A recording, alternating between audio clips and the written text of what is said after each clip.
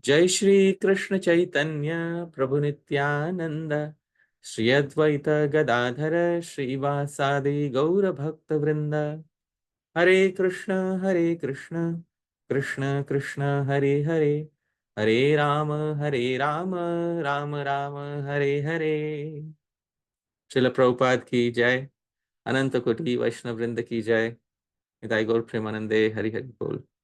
Srila Rupa Goswami Prabhupada ki jai, Srila Jiva Goswami Prabhupada ki jai. Hare Krishna. Dear devotees, welcome to session number 60 of our discussion on Srila Rupa Goswami Shri Upadeshamritam.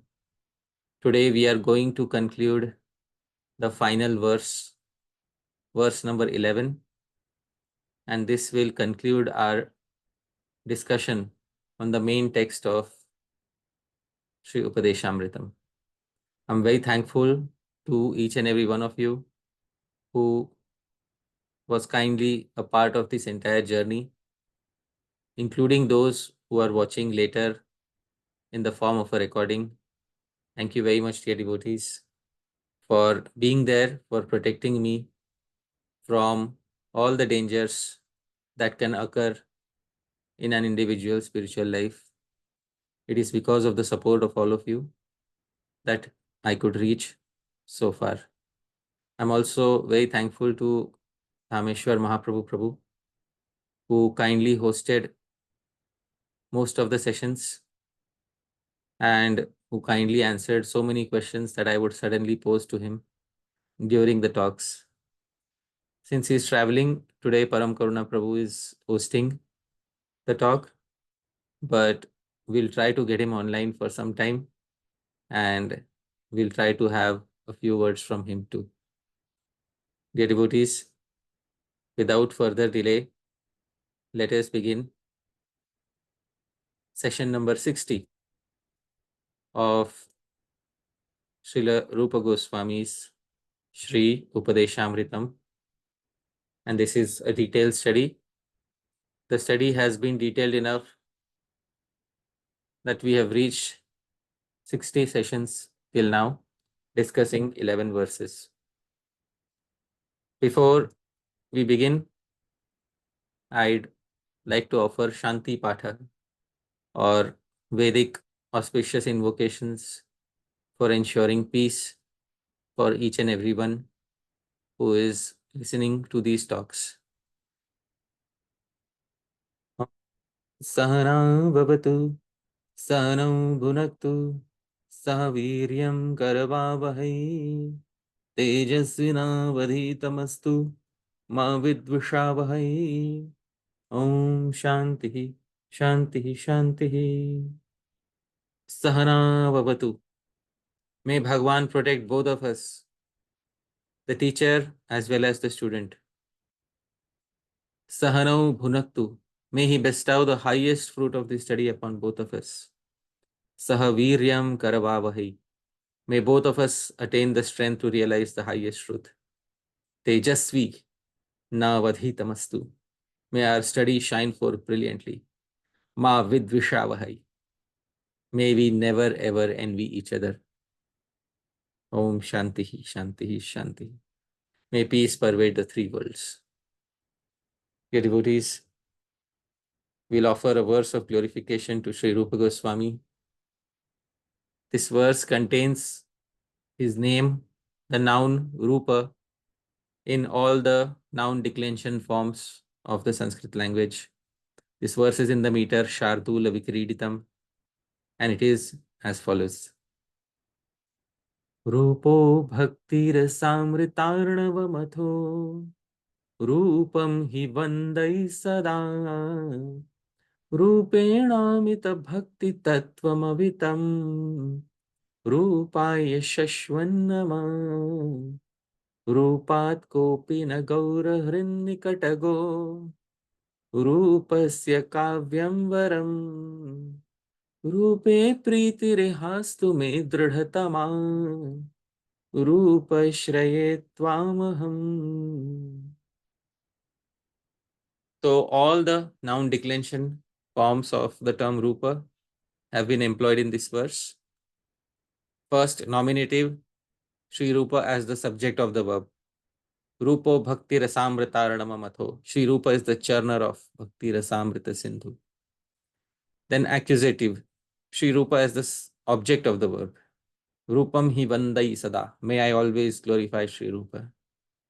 And Sri Rupa as the instrument of the verb. Rupena amita bhakti tattvam avitam. Countless truths regarding bhakti were protected by Sri Rupa.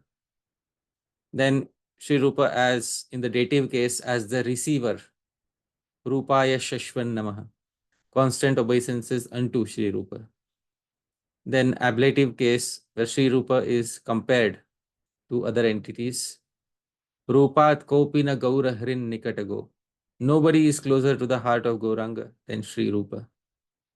Then genitive, which shows a relationship of Sri Rupa with some other entity. Rupasya Kavyam Varam. Extremely superior is Sri Rupa's poetry. In this sentence, there is a relationship between Sri Rupa and his poetry. So Rupa's poetry. This is genitive case. And locative case, something within Sri Rupa. Rupe Pritir Ihastu me Dridhatama. In this world, may I have the most resolute affection in Sri Rupa. And vocative case, calling out to Sri Rupa. Rupa Shraye Tvamaham.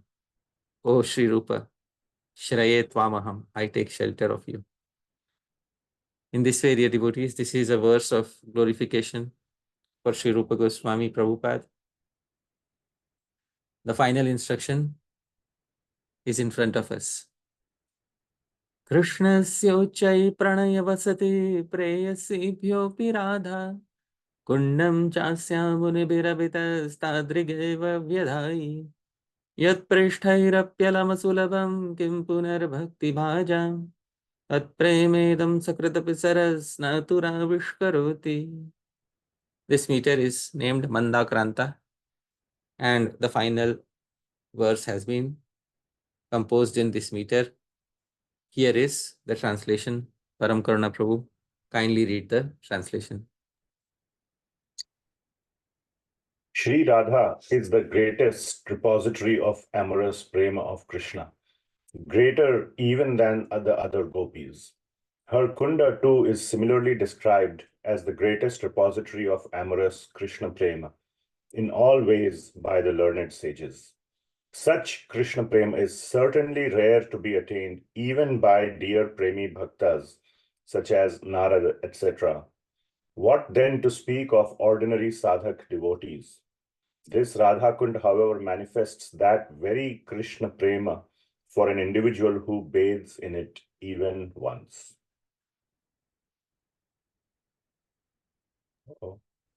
So wonderful. Dear devotees, this Krishna Prem, this special variety of Krishna Prem is rare to be attained even by dear Premi Bhaktas such as Narad, etc. What to speak of ordinary sadhakas? Ordinary sadhakas reach only till the stage of Prema. The further manifestations of Prema which were discussed in the previous sessions, Sneha, Man, Pranaya, Raga, Anuraga, Mahabhav, they cannot be reached by Bhakti Bhajam, ordinary sadhak devotees. Therefore, Kim Punaha Bhakti Bhajam? What then to speak of ordinary sadhak devotees? But Idam Prema, this Radha Kund manifests that very Prema, Avishkaroti, for Sarasnatu, for an individual who bathes in it even once. But an individual has to bathe in it through the Siddha Deha. Because in the Sadhaka Deha, you can only go up to Prema, not beyond Prema. All manifestations beyond Prema, Sneha, Pranaya, etc., they come only in the Siddha Dasha or Siddha Avastha, in the perfected stage in the spiritual world.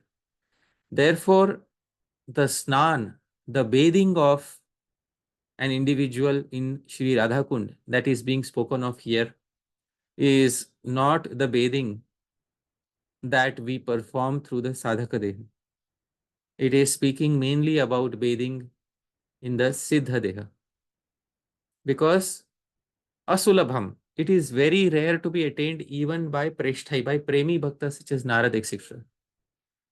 Narad, etc. have already gotten their perfected bodies. They also cannot attain a special variety of prema. Which prema? The variety of prema that Sri Radha has in her heart for Sri Krishna. That prema is only available to somebody who surrenders to Srimati Radharani in the mood of dasya, Radha dasyam, and becomes a follower of Srimati Radharani in the spiritual world.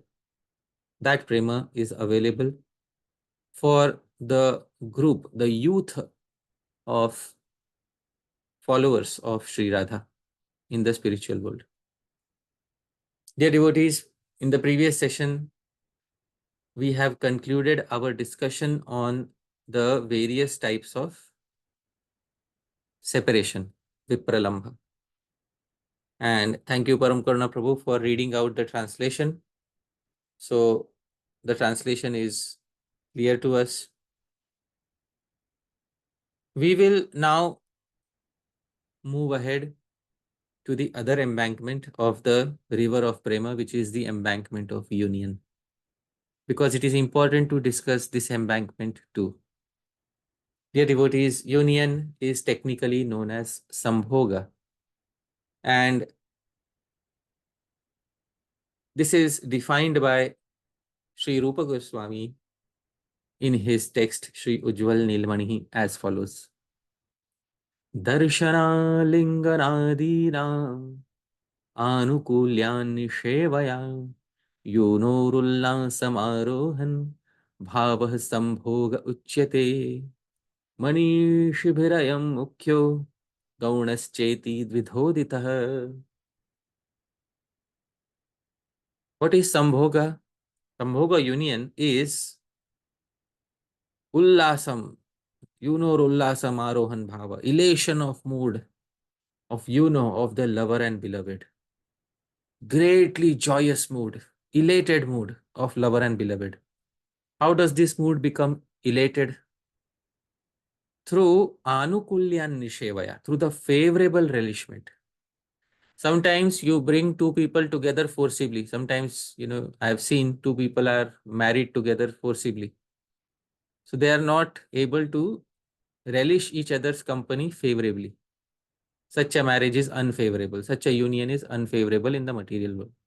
But in the spiritual world, anukulyan nishevaya, through the favorable relishment, where there is consent, acceptance, willingness, extreme eagerness on both sides. Anukulyan nishevaya, favorable relishment. Which activities? Darshana, seeing each other freely. Alingana, embracing, adi, etc. Etc. Srila Bhaktivinoda Thakur, other acaryas explain these activities are more intimate, touching, kissing, etc. So this is known as sambhoga.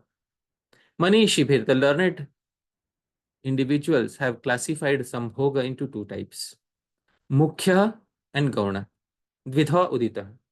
They are of two types. Mukhya means primary union, in which Sri Krishna and his beloved gopis of Vraja, they attain union in an awakened state.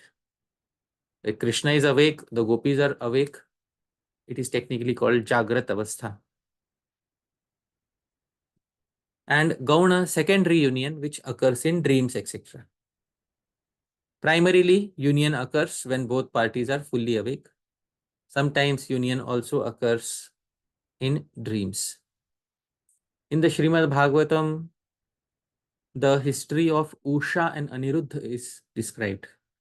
And it is described therein that Usha, she experienced the joy of union with Aniruddha in her dreams.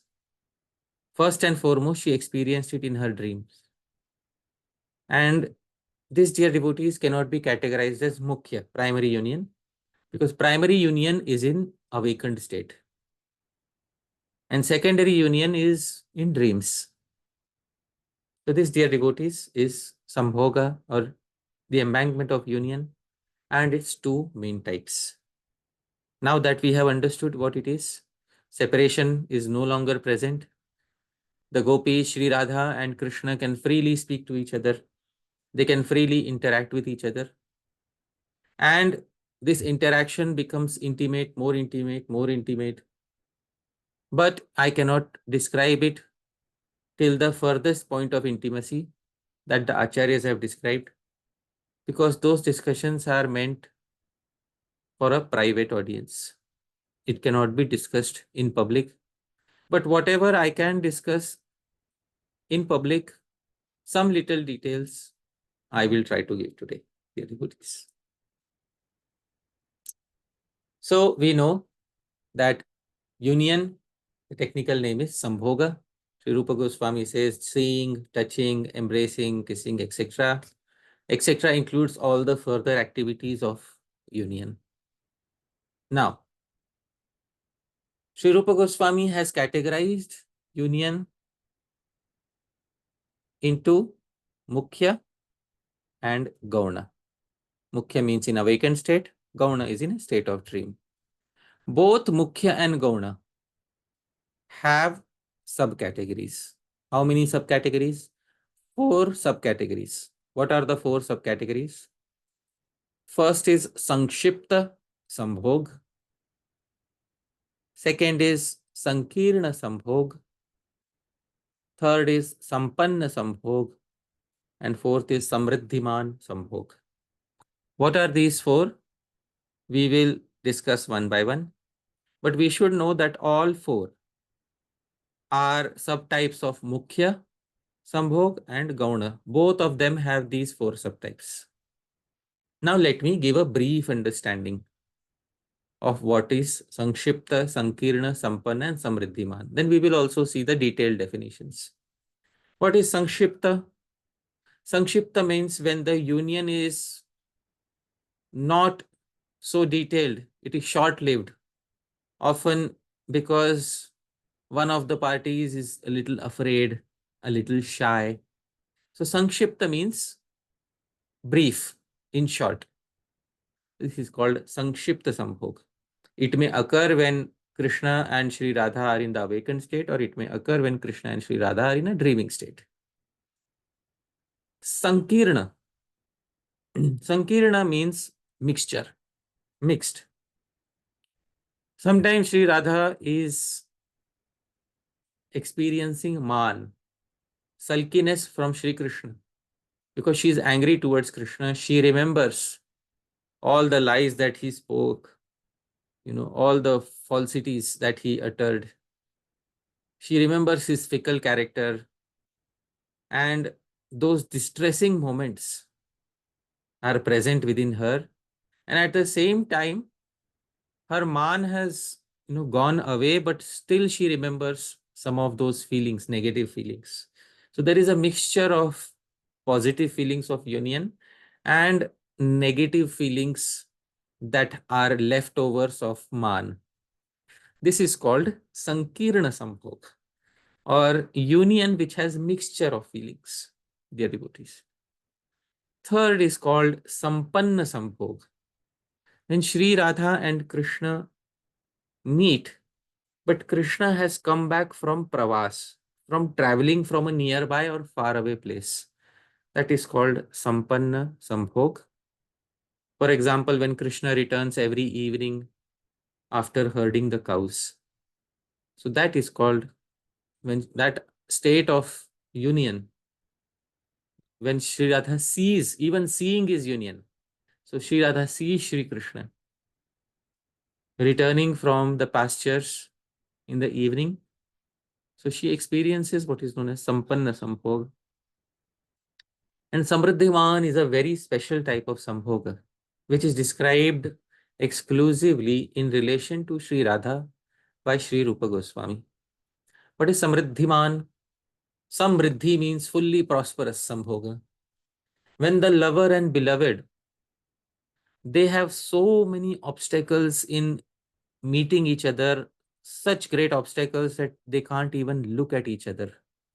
For example, Krishna has gone away to Dwaraka, Sri Radha is in Vraja. There are such obstacles in meeting. Krishna cannot come here, Sri Radha cannot go there. And suddenly, somehow, a union is arranged by providence. This union attains the highest flavor. Dear devotees, Shri Krishna meeting his beloved Sri Radha after a gap of many, many years.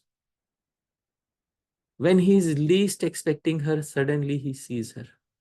That special feeling of union that occurs in Shri Krishna's heart and Sri Radha's heart is called samrddhiman sambhoga. These, dear devotees, are the four subcategories of Mukhya and Gauna sambhoga. Mukhya and Gauna are both sambhoga, but Mukhya also has four subcategories: Sankshipta, Sankirna, Sampanna, Samrddhiman, and Gauna also has these same four subcategories.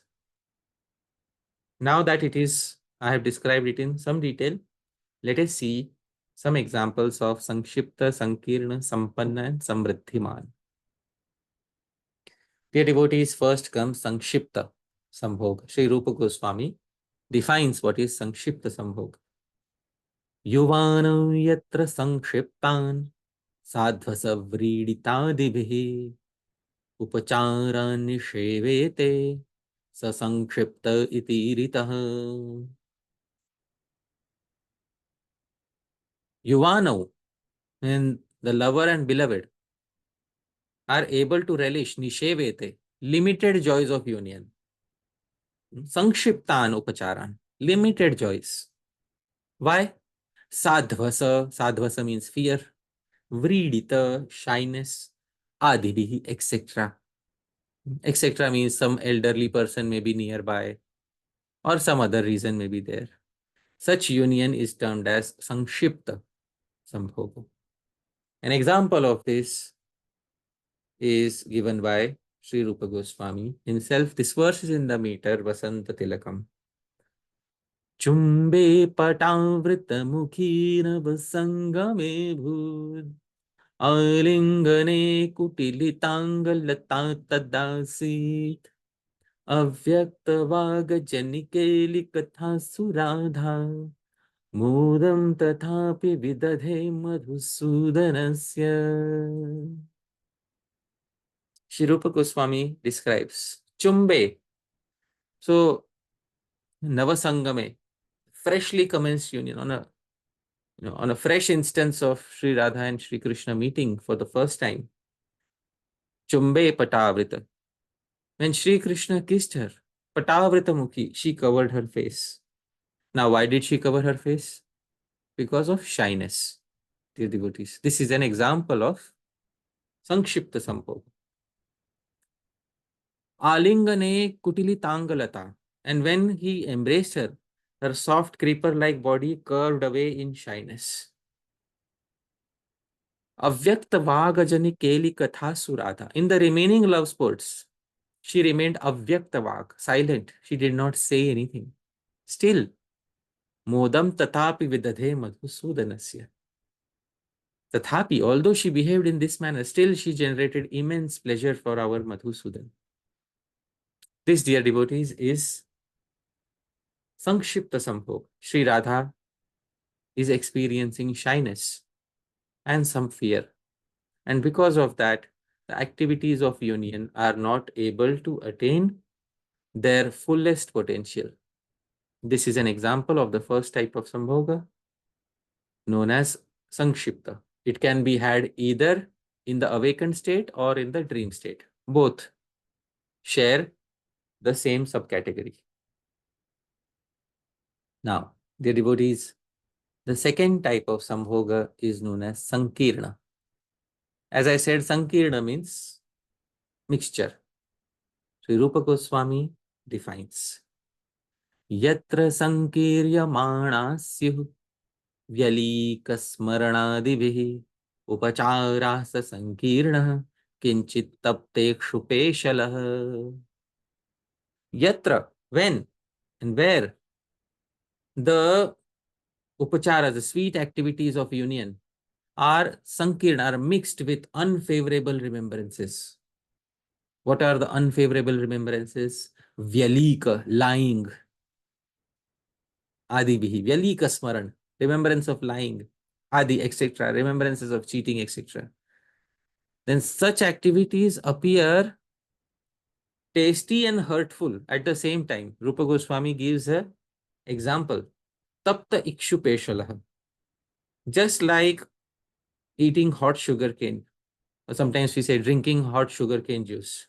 It burns your tongue and at the same time it gives you sweetness. This, dear devotees, is known as sankirna sambhoga.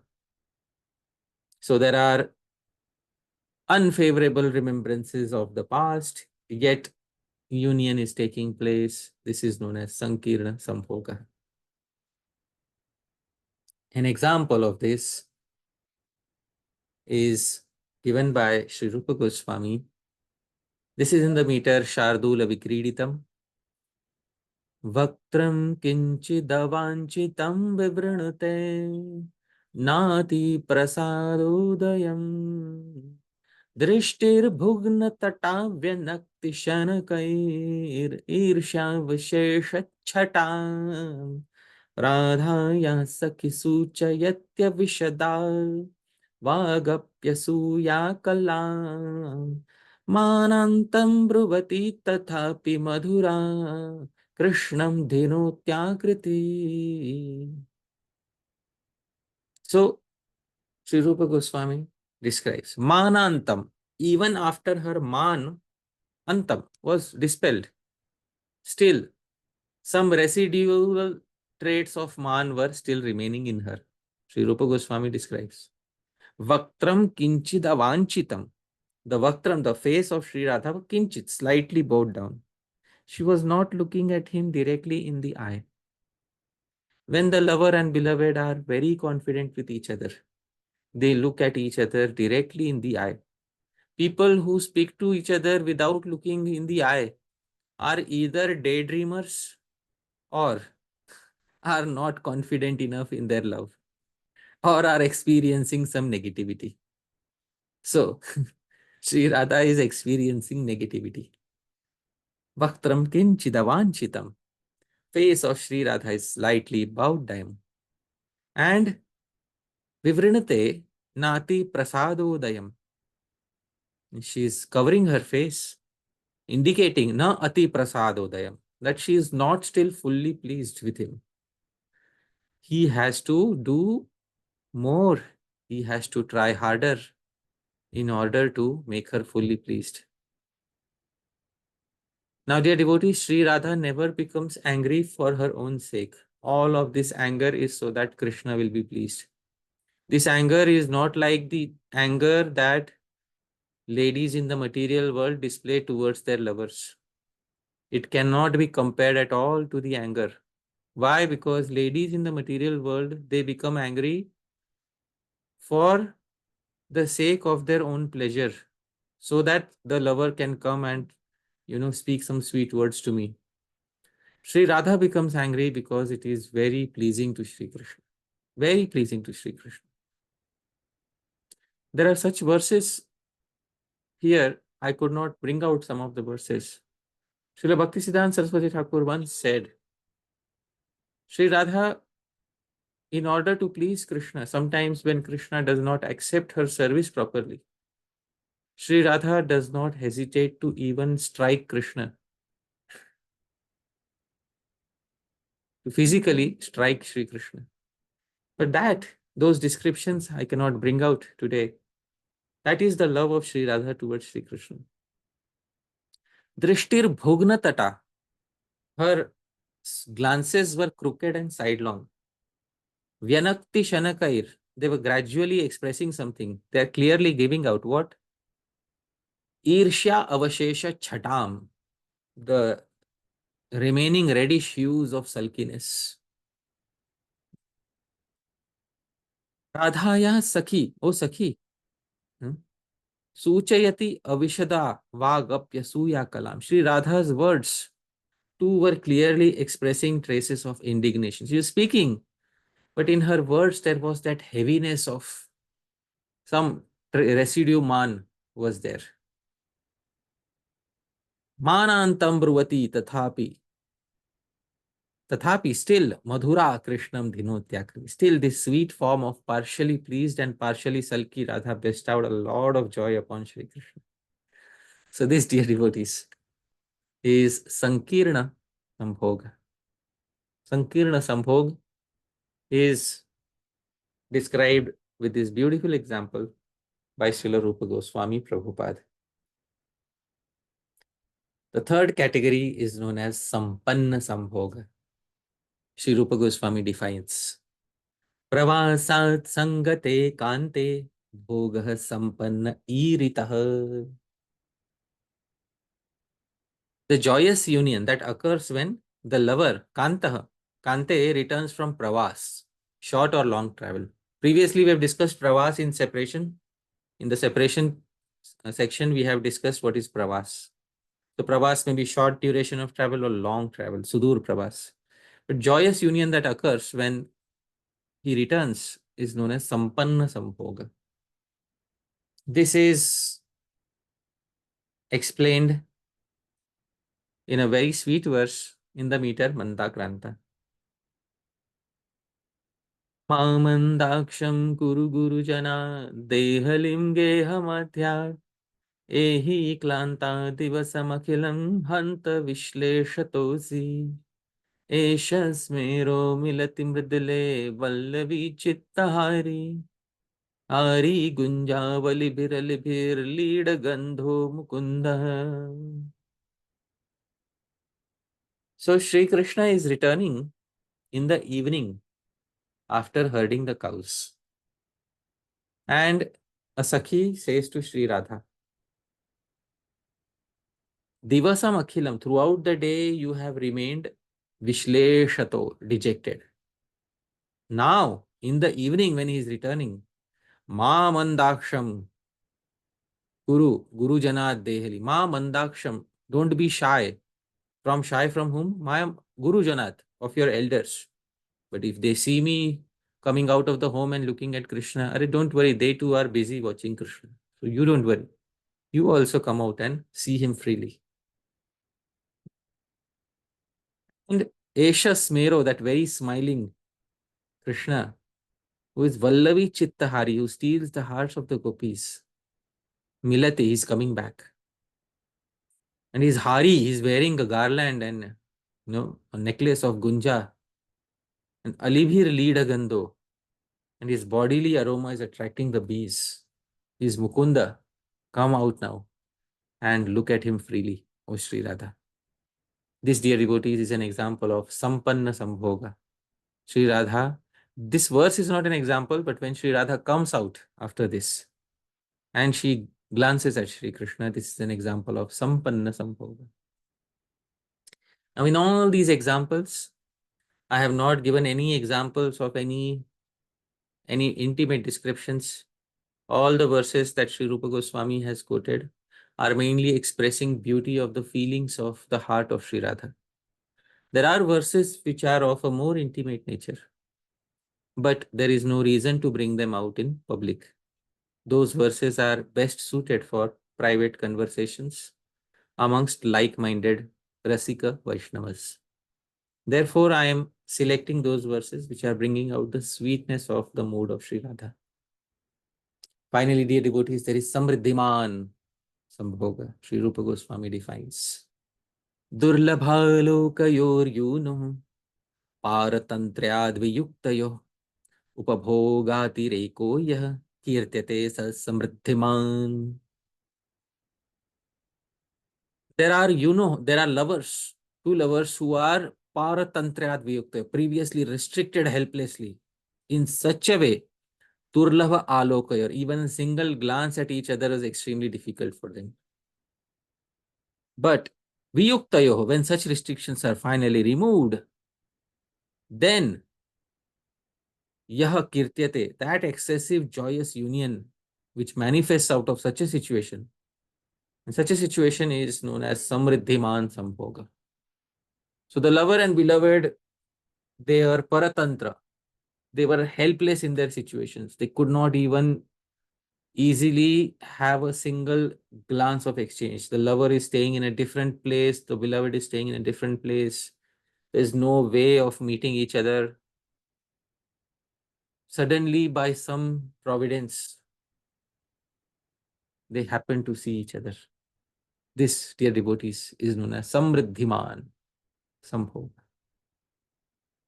In the Lalita Madhav Natakam, actually the Lalita Madhav Nataka has been composed exclusively for the final purpose of describing this samrddhiman sambhoga. Dear devotees, in the Puranas, it is described that Krishna came back after a few months, came back to Vraja in a secret way.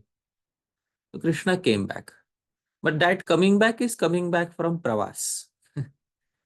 It doesn't attain the height of joy. The joy of finding your beloved when you least expect them.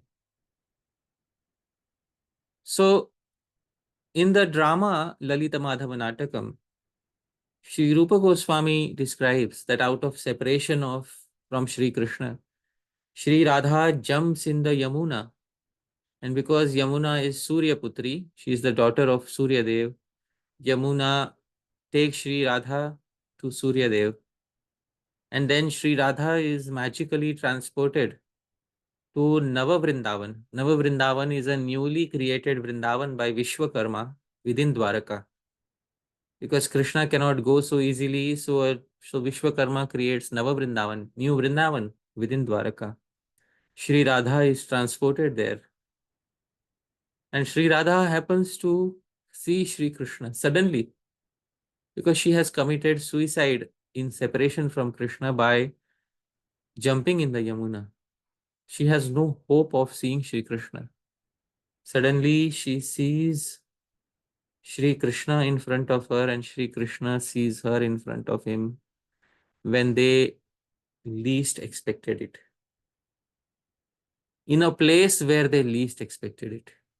It's not that Krishna has come back to Vrindavan.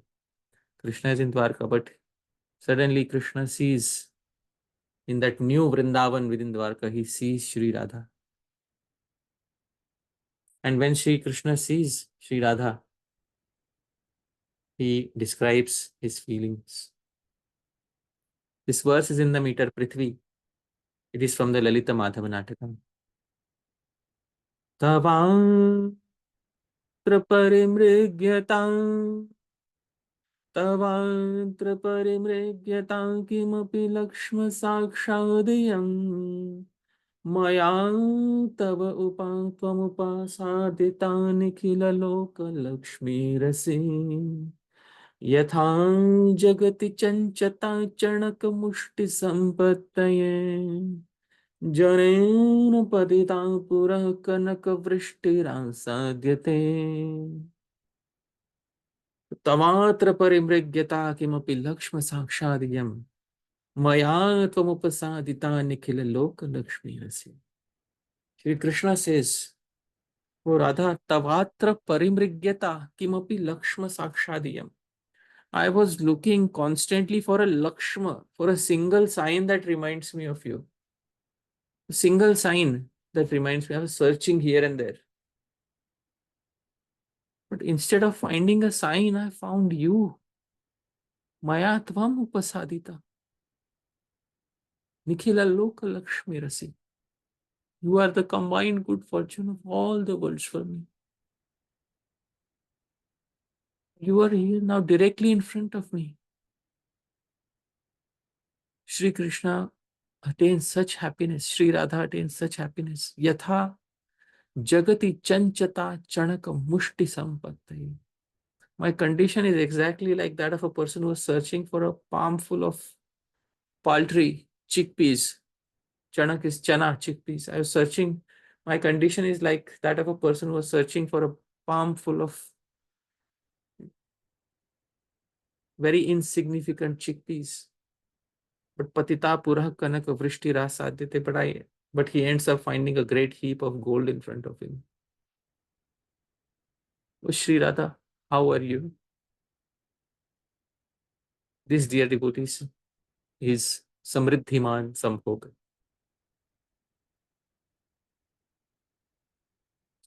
So, the pinnacle of sambhoga, samrddhiman sambhoga, is when union occurs when you are separated for a long time by circumstances which are unavoidable. And this union occurs unexpectedly, suddenly. This union, all the restrictions are removed. This is known as samrddhiman sambhoga, and it is described in Lalita Madhavam Natakam. So this, dear devotees, all these types of sambhoga are also experienced to the highest degree by Sri Radha. Coming back, dear devotees, all the variations of prema, sneha, mana, pranaya, raga, anuraga, mahabhava, all of them have been described in great detail by Sri Rupa Goswami in his literature. Dear devotees, Mahabhav is the highest development of prema. Mahabhav is a stage which cannot be experienced by the queens of Dwaraka, because as it has been specified previously, the queens of Dwaraka experience only up to Anurag. They do not experience Mahabhav. But dear devotees, Mahabhav is the further development of Anurag. What is Anurag? Anurag is when the lover and beloved feel that although we have met each other, it seems that there are newer and newer varieties of joy in our meeting. Every moment feels like a new meeting. This is Anurag. This is possible for the queens of Dwaraka. But when Anurag attains further development, it becomes known as Mahabhav. Mahabhav is when all the sattvic bhavas, why is it called as Mahabhav? All the sattvic bhavas. What are the sattvic bhavas? Sattvic bhavas are standing of hair on end, crying of tears, and shivering. All the Ashta Sattvic bhavas, they manifest together in a particular individual. That personality has attained the state of Mahabhav. This Mahabhav is categorized into two types. Rudha Mahabhav. Rudha Mahabhav means developed Mahabhav, which means all the Sattvika bhavas are simultaneously present. And Adhirudha, fully developed Mahabhav. Rudha Mahabhav is found in the gopis of Vraja, and Adhirudha Mahabhav is found in a limited circle. Rudha Mahabhav is found in all the gopis of Vraja. Adhirudha Mahabhav is categorized into two. Modanakhya Mahabhava. What is Modanakhya Mahabhava? Modan is when Rudha Mahabhava, or all the Sattvika Vikaras, standing of hair on end, crying, shivering, etc., they are fully developed. They are simultaneously present. And along with that, other transitory emotions are also simultaneously present, which further increase the experience of Mahabhava. That, dear devotees, is called Modan Mahabhava. Modan Akhya means named. So Mahabhava named Modan. This is only possible within the group of gopis who are aligned to the group of Sri Radha. And Sri Radha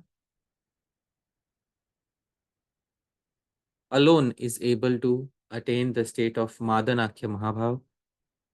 When all the symptoms of Modanakhya Mahabhava are heightened to the maximum possible limit, the very essence of Hladini Shakti is Modanakhya Mahabhava. When she displays qualities which are not present in any other gopi, Shri Krishna resorts only to her company alone, and she displays all the symptoms of ecstatic joy together, fully heightened, along with all the transitory emotions fully heightened, along with all of the glorious qualities which only she has fully heightened. That state, which cannot be experienced by anybody else, is experienced only by Sri Radha. This is Modanakhya Mahabhava. Dear devotees, all of us cannot have access to the Madan variety, Modanakhya Mahabhava, that is reserved exclusively for Sri Radha. But those who take shelter of Sri Radha Kunda have access to that which is just next to Modanakhya Mahabhava. And which is that Mahabhava? It is called Modanakhya Mahabhava. And this is possible only for those who are within the group of Srimati Radharani. Therefore, dear devotees, the current verse of Upadeshamritam is promising that we can attain till the point of Modanakhya Mahabhava by taking a single snan, a single bath through our spiritual bodies in Sri Radha Kunda. This is the prema that Sri Radha Kunda can bestow.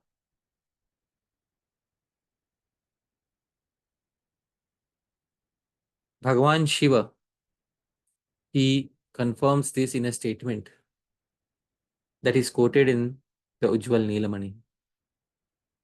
Lokatitam janda kodigamapi त्रैकालिकं यत् सुखं दुःखं चेति पृथग् यदि स्फुटमुभे ते गच्छतः कूटतां नैवाभासतुलां शिवे तदपि तत् कूटद्वयं राधिका प्रेमोद्यत् सुख दुःख Sindhu भवयोर्विन्दे तबिन्द्वोरपि लोकातीतम. There are some planets beyond the material world. What are those planets called? Lokatit, beyond the material world, Vaikuntha planets. And there are Ajanda Kotigam, there are infinite material universes. Traikalikam, in the past, present, and future. Yat Sukham Dukkham. If all the pleasure and distress of past, present, and future of all the Vaikuntha planets and all the material worlds. So all the pleasure of all the Vaikuntha planets and all the distress of all the material worlds were collected separately and combined into two different heaps. One heap of concentrated pleasure and one heap of concentrated distress. Naiva abhas tulam. Shive tadapi tatkutadvayam radhika premodyat sukha dukkha sindhu bhavayor vindeta bindvoropi. These two heaps would still not be comparable even to a single drop of the pleasure and distress of the ocean of prema experienced by Sri Radha. Dear devotees, it is not possible for us to have an understanding through our senses. We can only have an understanding through the literature of Sri Rupa and Sri Raghunath. But still, this particular statement is a confirmation that there is nothing that comes close to the intensity of happiness that she experiences and the intensity of distress, not material distress, but intensity of distress in the spiritual world that she experiences. And that distress is also the highest pleasure, because in the spiritual world, there is no material suffering at all. All suffering is actually great pleasure. Dear devotees, I have explained many times in the past that the suffering in the spiritual world is actually great pleasure. Thus, dear devotees, we should know. Yatha Radha Priya Vishnus Tasya Kundam Priyam Tatha Sarva Gopishu Saivaika Vishnu Ratyanta Vallabha. Yatha Radha Priya Vishnus, just as Radha is dear to Lord Krishna. Tasya Kundam Priyam Tatha. Similarly, her bathing place, because the bathing place of a lady is her most confidential place. Dear devotees, where a lady takes her bath, that place is not accessible to anyone and everyone. She will not allow anyone and everyone there. But her bathing place, Sri Radha Kunda, is as dear to him as Sri Radha herself. Sarva Gopishu, amongst all gopis, Sa Eva Eka. She alone is Vishnu Ratyanta Vallabha. She is most beloved of Shri Krishna. And anybody who takes shelter of her most confidential bathing place, and anybody who manages to take a single bath through the spiritual body in that bathing place, because one can only take a bath in that bathing place once Sri Radha allows an individual to take a bath. She will not allow anybody to take a bath through the spiritual body unless she is confident that this individual is most like-minded to myself. So when Sri Radha allows an individual to take a bath, so that Sri Radha Kund, that bathing, single bathing in that Radha Kund will give us, has the capability to give us Mahabhava. So this, dear devotees, is the sum and substance. Therefore, Sri Raghunath Das Goswami, when he looks at Sri Radha Kund, when he sees Sri Radha Kund, he spontaneously starts praying. Very sweet verse in the meter, Prithvi.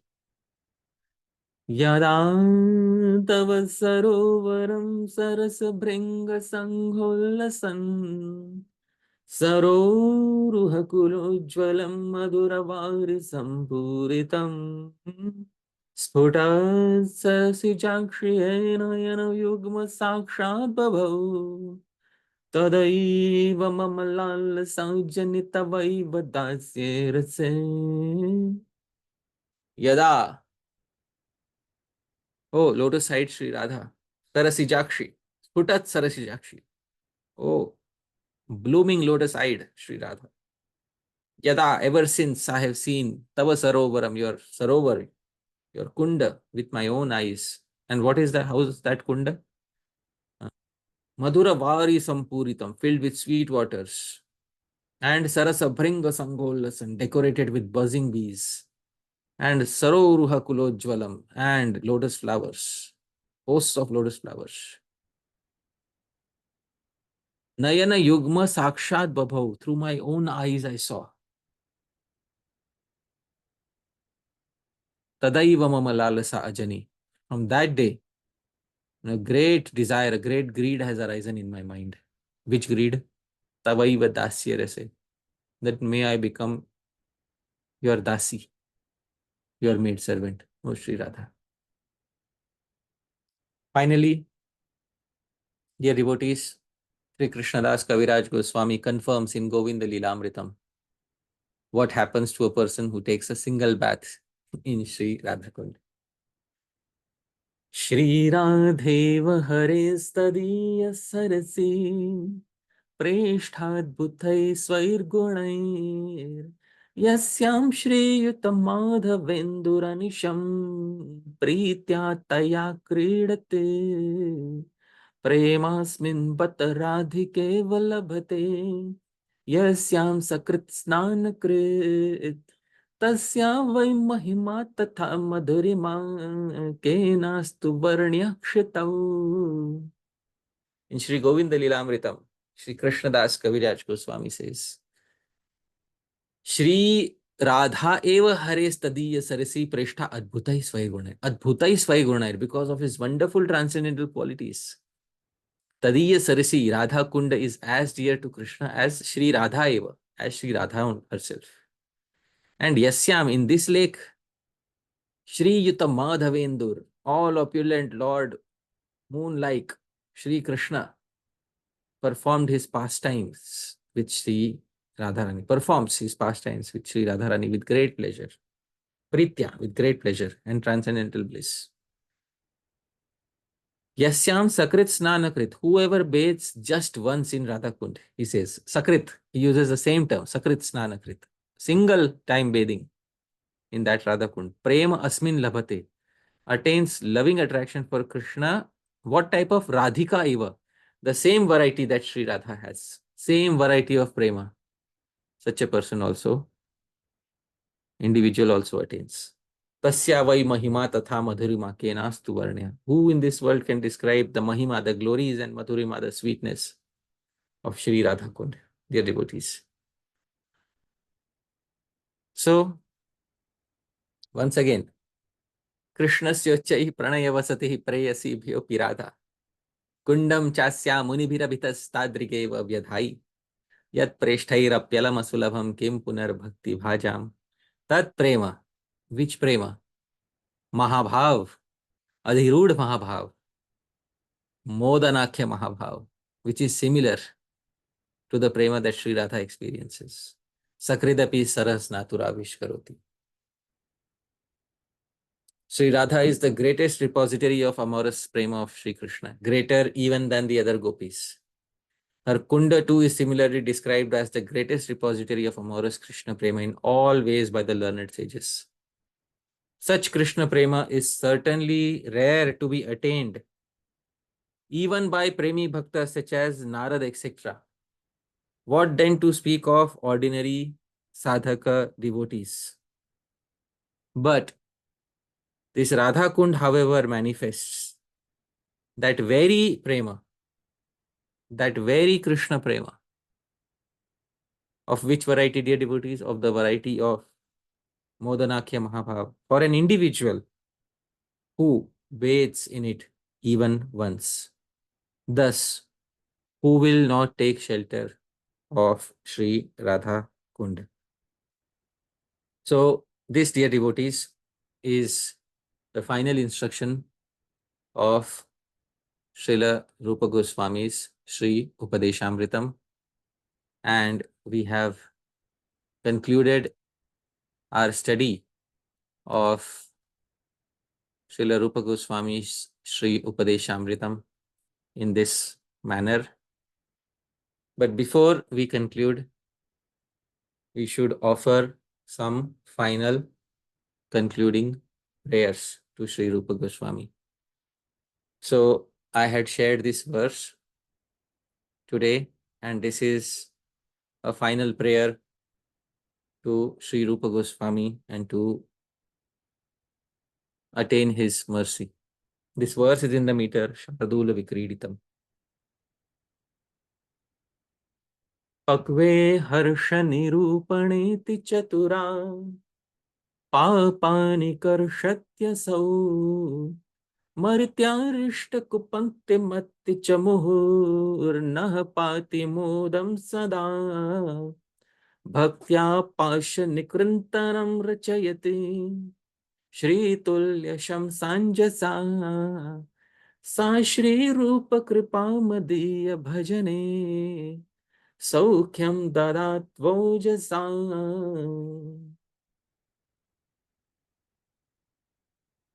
Pakve harsha nirupane ati chatura. She is extremely adept in bringing out fully ripened manifestations of happiness. Who is she? That is kept a secret till the end of the verse. Papani karshatyasau. She forcibly snatches away all sins. Martya arishta kupankti matti. She repeatedly devours the inauspicious series of misfortunes for mortals. Muhur, repeatedly she does that. Nahapati modam sada. She always protects our joy. Bhaktya pasha nikrintanam rachayati. Through devotion, she quickly causes destruction of material bondage. Shri tulya shamsa. She is as glorious as Shri Radha herself. Who is that lady? May that wonderful lady, Shri Rupa Kripa, because Kripa is feminine gender. May that wonderful lady named Shri Rupa Kripa, Madhya Bhajane, Saukyam dadatu ojasa. Ojasa, vigorously bestow Saukyam, pleasure in all my acts of devotional service. So, Param Karuna Prabhu, should we stop here? No. What should we do? It's over. We can restart all over again. Prabhu, can you recite the verse once? Which one? The one in front of you. Okay, it will be Pakve harsha nirupanethi chatura papani karshyati asavo martyarishtakupaniktim aticha muhurcha muhurnapati modam sada bhaktya pashan nikrintanam rachayati Shri Tulya Sanjana Jasa Sa Shri Rupa Kripa Madhya Bhajane Saukyam Dadatvo Jasa. Do you see something about the verse, Prabhu?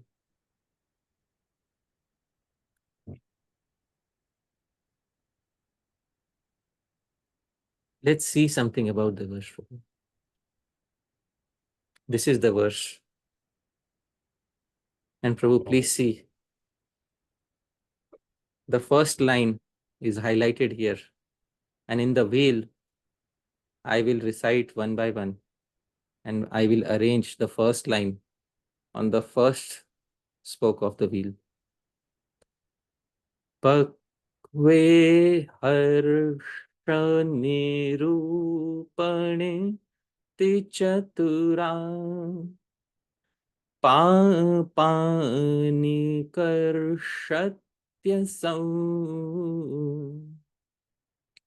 This was the first line. The second line will be arranged on the second spoke of the wheel. Martyarishtakupangti chamuhu na pati modam sada. The third line will be arranged on the third spoke from top to bottom. Bhaktya pashanikrintanam rachayate Shri Tulya Shamsanjasa. It ended with the sa below. We will start from that point below sa and go clockwise. Sa Shri Rupa Kripa Madhya Bhajane Saukyam Dadat Vojasa.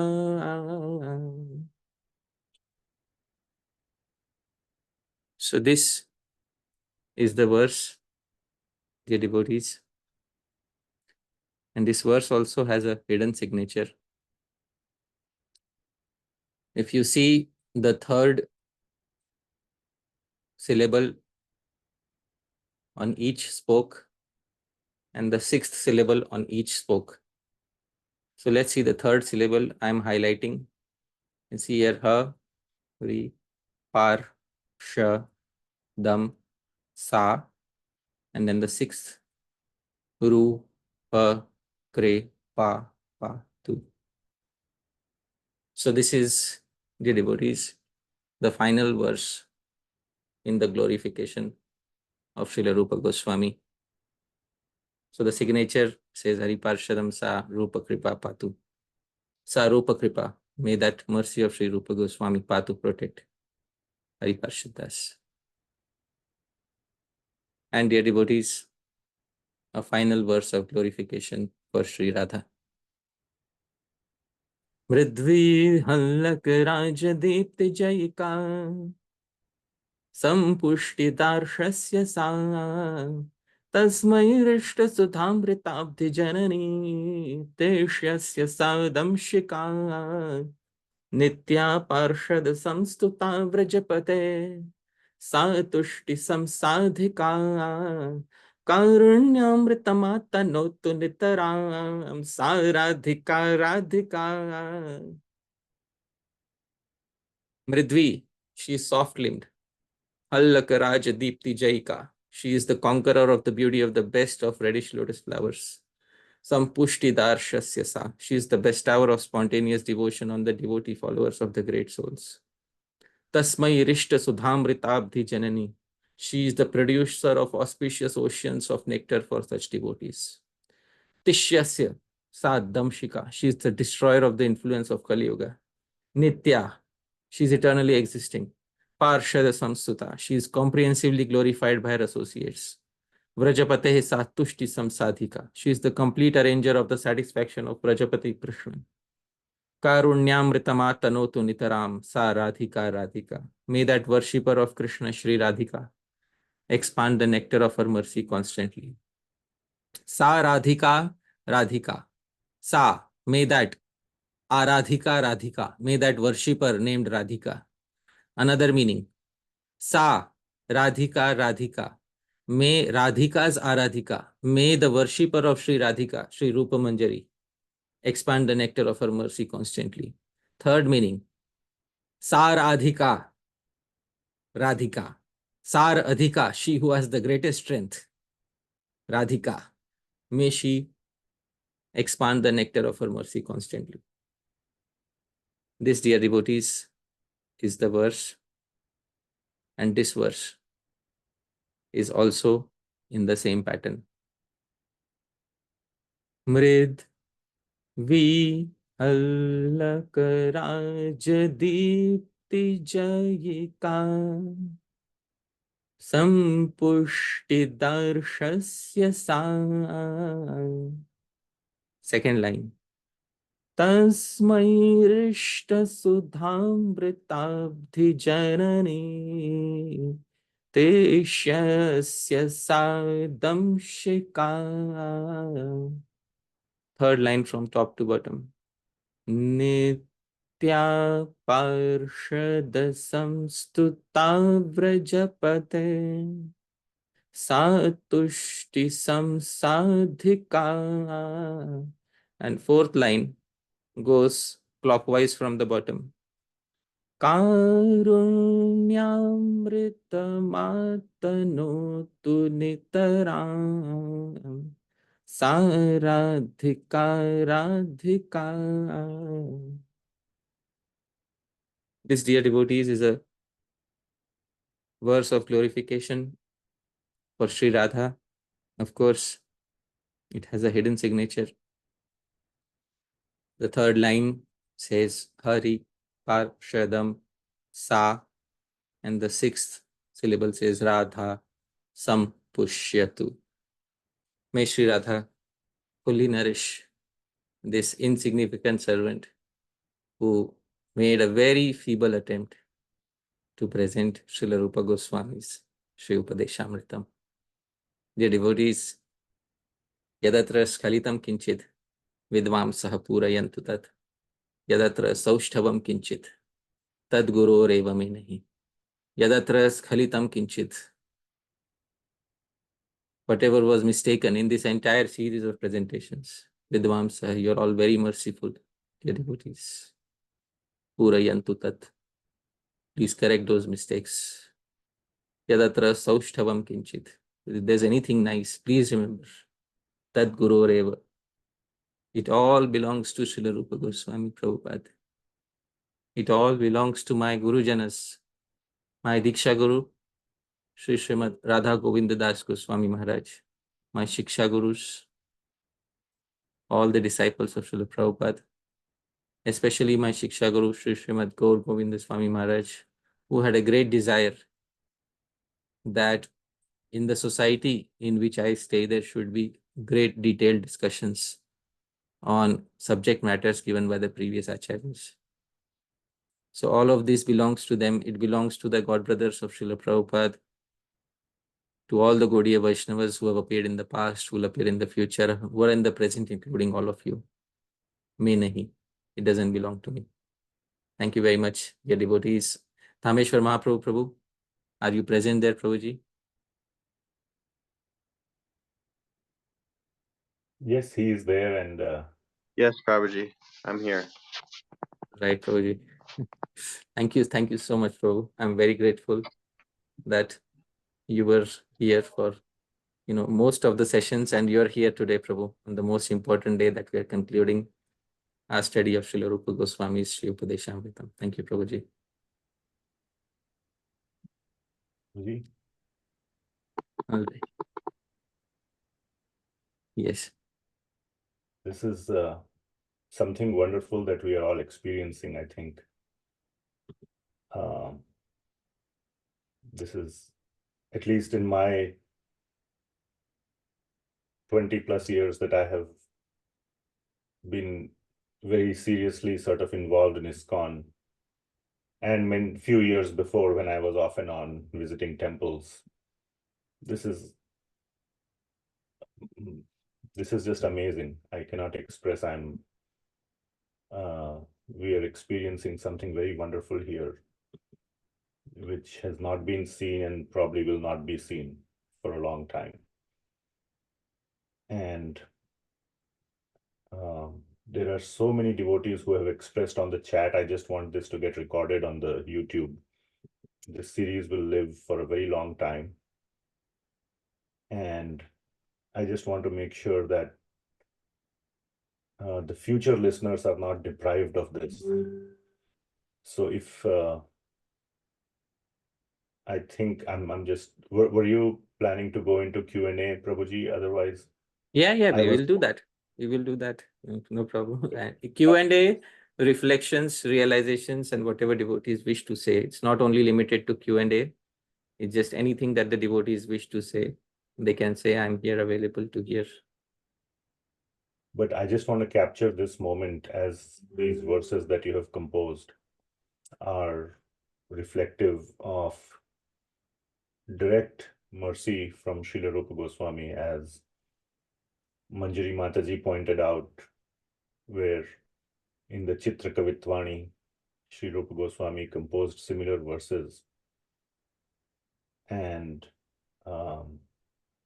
I just want to capture this moment and give chance to devotees to express very, like on the Zoom chat, they are expressing just very short one-line appreciation. If it's okay with you, just to capture their emotion at this very moment.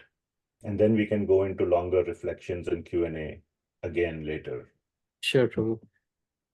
I just feel that being one of the listeners as other devotees, I just have the chance to, be the host today and therefore kind of say this, but I just want to, I think I speak for everyone that I think everyone wants to do this. So I will give permission to is that okay, Prabhuji? Yeah, one by one, so that if you give one by one, Yes. devotees can speak. But I'd like to ask if Dhameshwar Mahaprabhu, he may be getting late. So if he wishes to say something, a few words. Please go ahead, Dhameshwar Mahaprabhu, Prabhuji. You can unmute yourself. You're a co-host. Can you hear me? Yeah. Yes. Okay, thank you so much. First of all, please accept my humble obeisances. Hare Krishna Prabhu and all the devotees.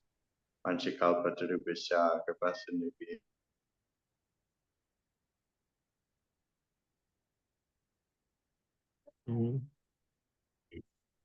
Really participated and even done a little bit of service in these classes. First of all, I have to say I've gotten a lot of credit for it, and I think I actually haven't done that much. And many other devotees have done such nice service. Many devotees have also shown up and studied so diligently for every class. So I just want to put myself as, a peer of everyone else here, and no one's special, but I take it as your affection and just your sweet nature, Prabhuji, that you've given me this special place in the classes, and just to be able to develop more of a relationship with you. It's such a wonderful thing that's happened to me in my life. I'm really hoping that I can stay connected with you for the rest of my life. That said, these classes, if I could summarize it in just a couple words, it would be life-changing. Because even before I ever took these classes, I had memorized the Upadeshamritam, but I didn't understand every word or every idea, and I didn't even know what I didn't know. In the Bhagavad Gita, Krishna talks about knowledge that's samanya, general, like guhya, confidential, guhyatara, guhyataram, sarvaguyataman. There's different levels of confidentiality. And when we hear that, we think that means, oh, well, maybe this knowledge is hidden. No, it's distributed to everyone. But it's confidential because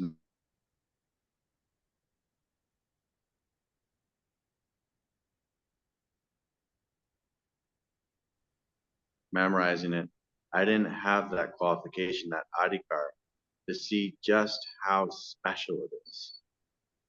And so what these classes have given me is a really high level and in-depth appreciation of just how wonderful the Upadeshamrita is. From the most basic universal ideas of the value of self-control to the most esoteric, sublime spiritual ideas that human beings have ever conceived of in history. In just 11 verses. I don't think there's any, I'm sorry for the traffic noise, but I don't think there's any other spiritual text in the whole world that goes from 0 to 60 that fast. And then it goes way beyond 60 into like hypersonic speed, you can't even see it anymore. So it's just so wonderful, Prabhuji, and I'm really grateful for all of the time that you put into this. It's 60 classes, each of them is 2 to 3 hours just to present. And then there's all the preparation and all the Q&As. Like there's just been hundreds of questions that you've answered so nicely and so patiently. It's been such a great example for me because I can be very impatient sometimes. And so I'm really grateful to be here.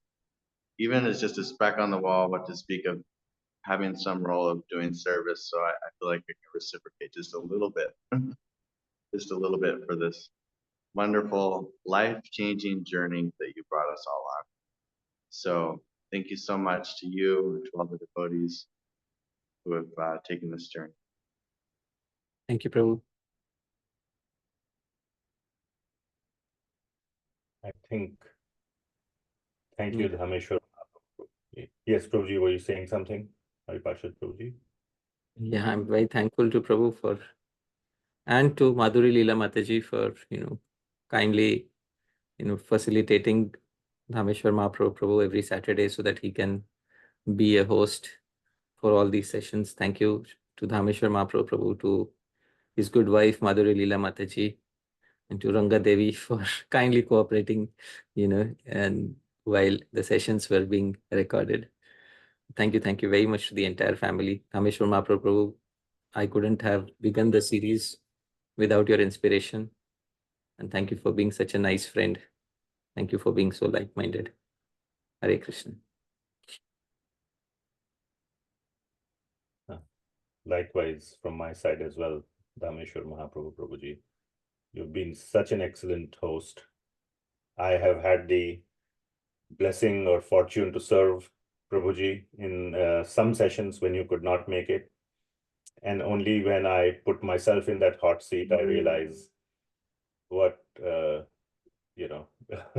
it's austerity to be like, very attentive and answer Prabhuji's questions, and it's a lot. It may appear like you just have to press some buttons and, unmute people. It's way, way, way, way more than that. Thank you so much, Prabhuji. I just want to. And thank you to you, Prabhuji. Thank you. I just want to share my screen and show this. I just don't want to lose this emotion and this. The devotees are just. I just want it to get captured. I feel. I don't know how to do this, but.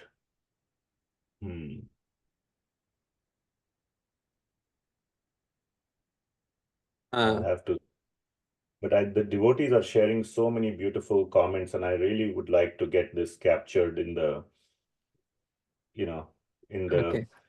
time capsule of YouTube. Okay. Let me. Yeah, we can do that. Let's see. Do you see it? No. I'm seeing your PowerPoint slide, but I'm trying to capture the chat box. All right. box. Yes, with so many beautiful comments. Okay. Maybe you can read some of them out, Prabhuji, because I don't know if it can be captured in the screen. I think I found a way. So let me try this. Okay. Doesn't work. Yeah. Okay. Is it now visible? No, Prabhuji. Same as my case. Yeah, you can click on the chat window, chat button. Yeah, it's okay. Maybe Prabhu, we can go to the devotees who have raised their hands, and then we can maybe come back to maybe reading a few comments. Yeah.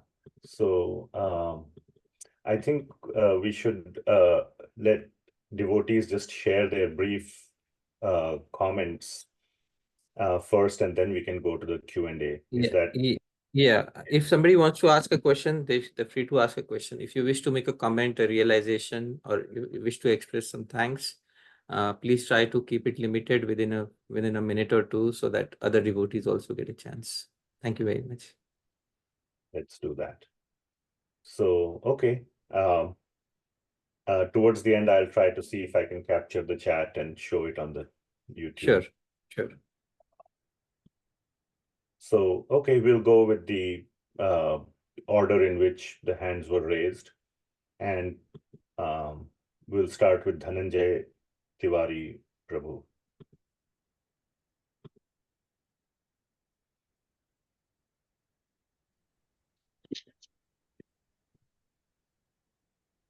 Hare Krishna Prabhuji, Dhanur Pranam.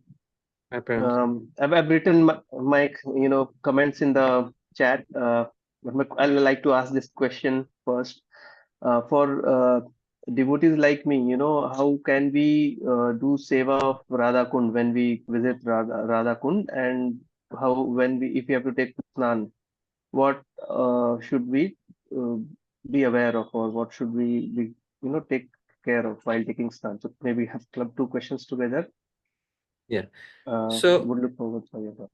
Yeah. So Prabhuji, the answer to that is service to Sri Radha Kund can be performed through the sadhaka's body, through the body in which we are currently situated, by taking a respectful bath and by praying to Sri Radha Kund for shelter. Ultimately, we have to go through the process of Diksha, initiation, getting a bona fide guru who can teach us the entire path and take us all the way to the other end, so that we can attain Swarup Siddhi, attainment of our spiritual body. In that spiritual body, we take a snan, a bath in Sri Radha Kunda. So that is how we, but for the time being, through this body, through the sadhaka body, we can go very respectfully to Sri Radha Kunda, and with the permissions of the senior Vaishnavas and whosoever are our Guru Janas right now, with their permission and blessings, we can take a snan and pray for the mercy of Sri Radha Kunda, so that one day we attain the final goal that is described in Sri Upadeshamritam. That is the answer to your query. Thank you, Prabhuji. Okay. We'll go to Shyam Chandra Prabhu next.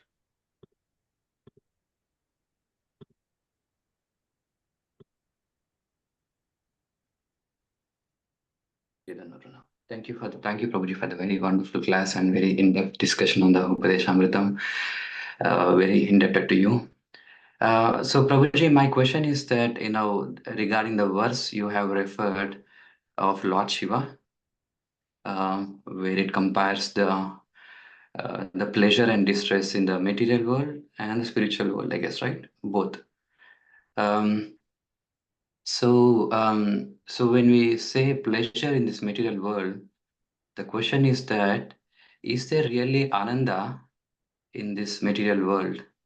Because we can also find some similar verses, like in Taittiriya Upanishad also, there is a verse which says, Anandambudhi Bhutani Jayante Anandena Jatani Jivanti.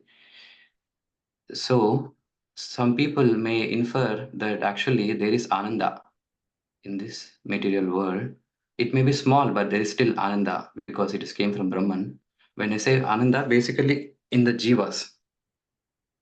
But on the other hand, there can be some counter arguments saying that because this material world, the Jivas are avidyagrasta and they are asita prajna, they're fickle-minded in nature. They just get some desires. So so Ananda is actually in the Brahman, not in the Jivas. So in this verse and similar verses in Taittiriya Upanishad, when we compare this Ananda, so the question is that, is there really Ananda in this material world, and what is it, that pleasure which is being referred in that verse we have shared, which is spoken by Lord Shiva? Of course, in that very Taittiriya Upanishad itself, there are gradations of Ananda in the material world described. It is said that if a particular human being is given all the resources of earth, is given all the partners, all the partners of the opposite gender, and all the resources of this world, and then that is known as 1 unit of joy. And 100 units of such joy, Ananda, are available to those who are Gandharvas. Then if the joy of Gandharva is 1 unit, then 100 units are to the other devatas. So on and so forth. There is a sequence of joy described in the Upanishads. So definitely there is Ananda, but because the Ananda is mixed with Janma, Mrityu, Jara and Vyadhi, therefore some people say that actually Ananda is not there.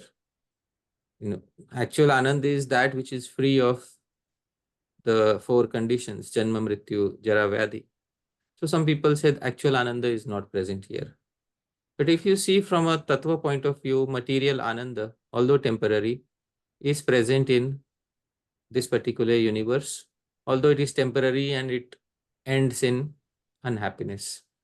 There's one very good thing about happiness and unhappiness in this material world. Both happiness and unhappiness make one forget the opposite. So this is the nature of happiness and unhappiness in this world. Happiness makes one forget what it was like to experience unhappiness, and unhappiness makes us forget what it was like to experience happiness. So both are there in this world, and there is no doubt about it. But because it is mixed with a lot of suffering also, therefore some people say that true happiness, unadulterated happiness, is not available in this world. That is the intention of what they are trying to say. So I hope that is clarifies.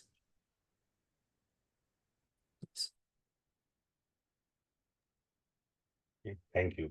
Next, we'll go to Mohit Deshmukh Prabhu. Hare Krishna Prabhuji, Dhammat Pranam.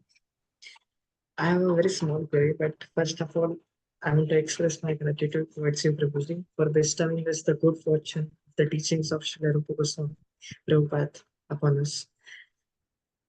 Eternally grateful for that, Prabhuji.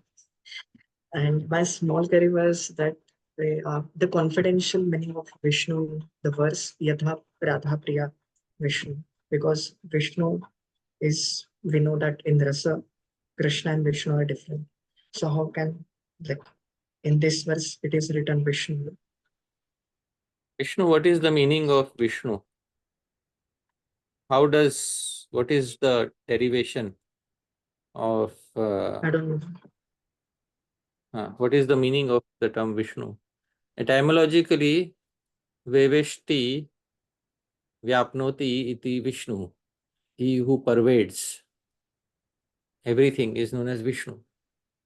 So Bhagavan Shri Krishna is also all pervasive, and therefore one of the names of Bhagavan Shri Krishna is also Vishnu. And in many places in the Bhagavatam and other literature, Krishna has been named as Vishnu. So, for example, in the Srimad Bhagavatam 10th canto, I will specify the final verse of the Ras Panchadhyay. Pratilabhya kamam hridrogam ashvapahinotya chirena dhira vikriditam vrajavadhubiridam cha Vishnu. That is what the verse is. Vikriditam vrajavadhubiridam cha Vishnu. So the Rasa Lila of by the gopis of Vraja, with whom? With Vishnu. What is the meaning of Vishnu? Veshti Vyapnoti. Rasa Lilam. Everywhere in the Rasa Lila, he pervaded with each and every gopi. Yes.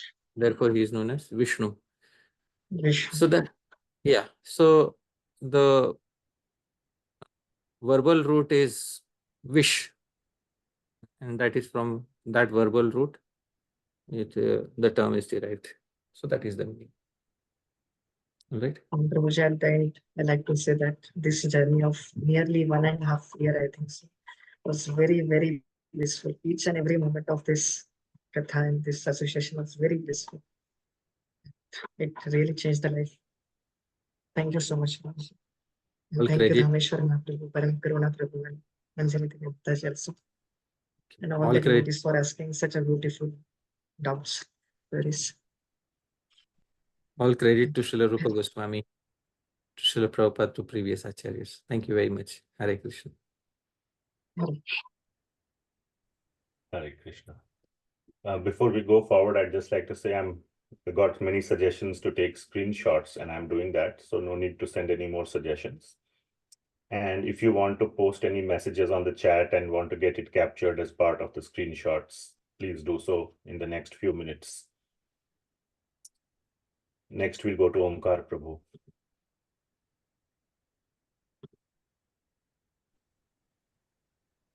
Hare Krishna, Prabhu. Dandavat Pranam. No problems. First, I'd like to express serious gratitude to you, Prabhuji. Like in this past 1.5 year, it's been like a journey where so many ideas were churned and brought up.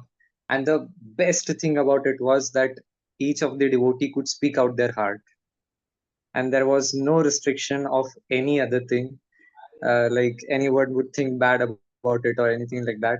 It was just like coming out of the heart. And that is what is one of the most important part of a Sangha, as Rupa Goswami says.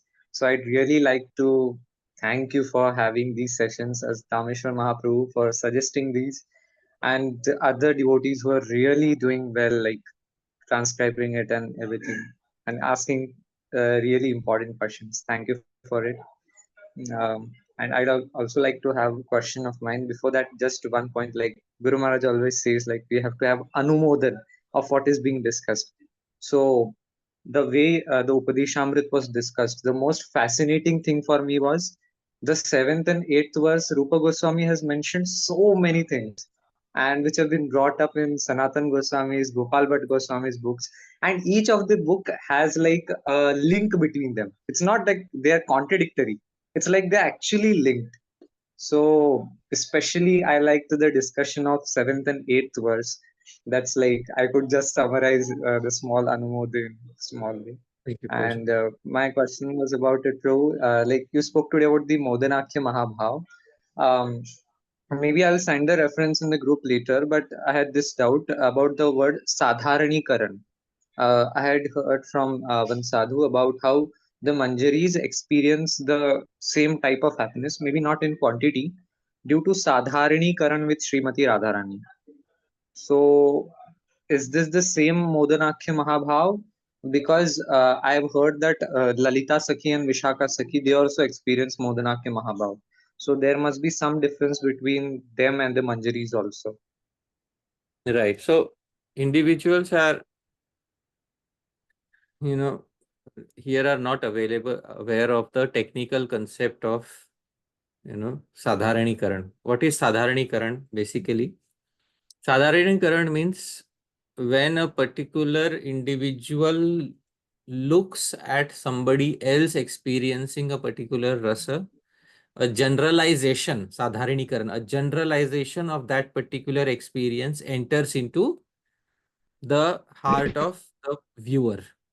That is what is called as sadharanikaran. All right, because people will not So the understand. generalization, yes. So the generalization of Modanakhya Mahabhava is Modanakhya Mahabhava. Right. Is So it correct to say? you can say it in that way, that because not only generalization, you can't just flatten it to one aspect. If it was just one aspect, Rupa Goswami would have mentioned it. There are many other. Sri Radha's own qualities are also such. There are some qualities in Sri Radha which are not in any other gopi. So therefore, Yes. that those additional factors are also there. So the difference between Modanakhya and Madanakhya is not simply because of a factor of generalization or sadharanikaran. It is also because of the persona of Sri Radha, mainly because of the persona of Sri Radha. That is one reason. Her persona is such that there is also another variation of Mahabhav called as Modanakhya Mahabhav. Modanakhya and Madanakhya are in union. Modanakhya is Mahabhav in separation from Krishna. When she cries, she makes the other birds, animals around her also cry. So that is in separation Modanakhya Mahabhava. So we couldn't discuss that in this particular, because there's so many details, it cannot be discussed in a limited series. But Modanakhya is also primarily experienced and expressed by Sri Radha. And when she cries, others resonate by crying with her, or others around her. That is Modanakhya Mahabhava. So her persona is such. Primarily, her persona is such. And of course, when you are looking at somebody else experience a particular feeling, the sadharanikaran, the generalization of that enters into your particular heart, and then you also experience a generalized variety of what that person is actually experiencing. Because let's say on a stage, a person is playing the character of Krishna and some other person is playing the character of Sri Radha. What they may have played the character for very long, internalized all the loving details, and what they are experiencing, a first time viewer may experience a generalized version of that. So of course the gopis, they have seen Radha since eternity, but still when they see Sri Radha, they experience something, but they cannot experience Modanakhya Mahabhav, primarily because they are looking at it from a second person point of view, uh, and secondarily because the persona and qualities of Sri Radha are such that Gunair Udara Sri Radhika Rajate Radhikeva, that Sri Radha is comparable only to Sri Radha, nobody else. So that is. And about Lalitasakhi and Vishakhasakhi, the Nayikas who are with Radharani, do they also experience same Modanakhya Mahabhava? Yeah, they experience Modan, but they cannot experience Madan.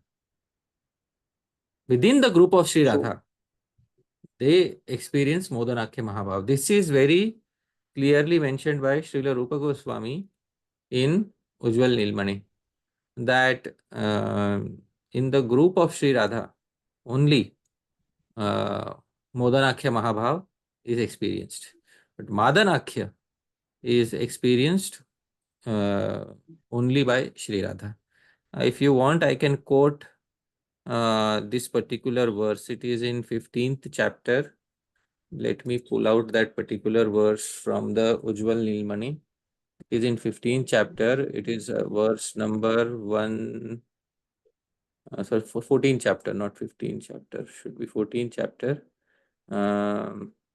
Verse number 176. Let me pull it out so that I can show the exact reference. I'm sharing my screen. You can have a look. This is the Sthai Bhav Prakaran of Sri Ujjvala Nilamanih. It says, Radhika youth eva asau modano natu sarvata. Radhika youthe. This is youthe, and because of the sandhi, it becomes with eva. So Radhika youth eva asau modano. Only in the group of Radharani is Modanakhya Mahabhava present. It's very clearly mentioned there. So all the gopis who are in the group of Sri Radha, they experience. But Modanakhya is... Isn't there any difference between Manjaris and these gopis Difference is in in terms of age. enjoyment? Difference is in the age. But Shri Krishna also, there are also very clear indications that Shri Krishna also has pastimes of union with the Manjaris. I will give an example of that in the first verse of Vilap Kusumanjali. There is mention of Shri Rupa Manjari, who has, who is showing signs of union with Shri Krishna. So those who are interested in that direction, knowing whether the Manjaris also enjoy union with Shri Krishna, they should see an example in the first verse of Vilap Kusumanjali, where Shri Rupa Manjari is showing signs of union with Shri Krishna. Right. So I'll not speak more on that because that verse is slightly intimate. So I'll not speak more on that. Okay. Okay. Thank you, Prabhu. I'll always be waiting for the Saturday night. I don't know when it will come again for your lectures. I'm thankful to all the devotees and all credit to Then Srila again, Prabhupada, all the Srila Rupa Goswami, and the previous acaryas. Hare Krishna. Hare Krishna. We'll go to Tanvi Mataji. Hare Krishna Prabhuji, am I audible? And visible. Yes. Hare Krishna. First of all, of course, thank you so much. And I really have no words how to express the gratitude and how I'm eternally indebted. But as you said that the only thing we can give is that keep this kanthahar of Upadeshamritam, and that's what we can do.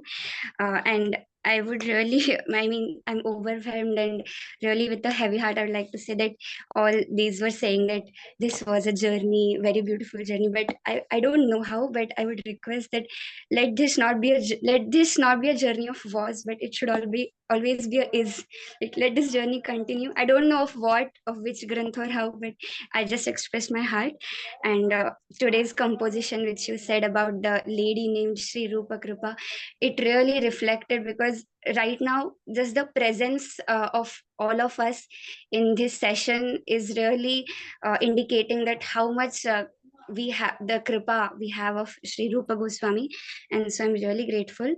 And that request only that Hari Ananta Hari Katha Ananta, and so let these sessions also be Ananta, but I don't know how. And one small question was that, okay, can you please explain what is a Rudha and Adhirudha Bhava? The difference, I didn't understand. See, in Bhagavad Gita, you might have heard the terms Rurukshu and Ruda. What is the meaning of Rurukshu? Somebody who's desirous of climbing is called Rurukshu. All right. And somebody who's desirous of climbing upon the particular ladder of yoga is called Ruruksha. And one who's already climbed upon it is called Rudha. So Rudha means fully developed, and Rurukshu means in the process of desirous of developing. So Rudha Mahabhava means developed Mahabhava. Developed means where all the bhavas, all the sattvika bhavas. What are the sattvika bhavas? Do you know a few of the sattvika bhavas? Sweda, Ashru, Kampa, Pulaka, perspiration, standing of hairs on end. All these are simultaneously manifest. That is when bhava becomes rudha, fully developed. That is why it is called Rudha and Mahabhava. It is called Rudha Mahabhava. Full development of prema, Rudha Mahabhava. And Adhi. Yes.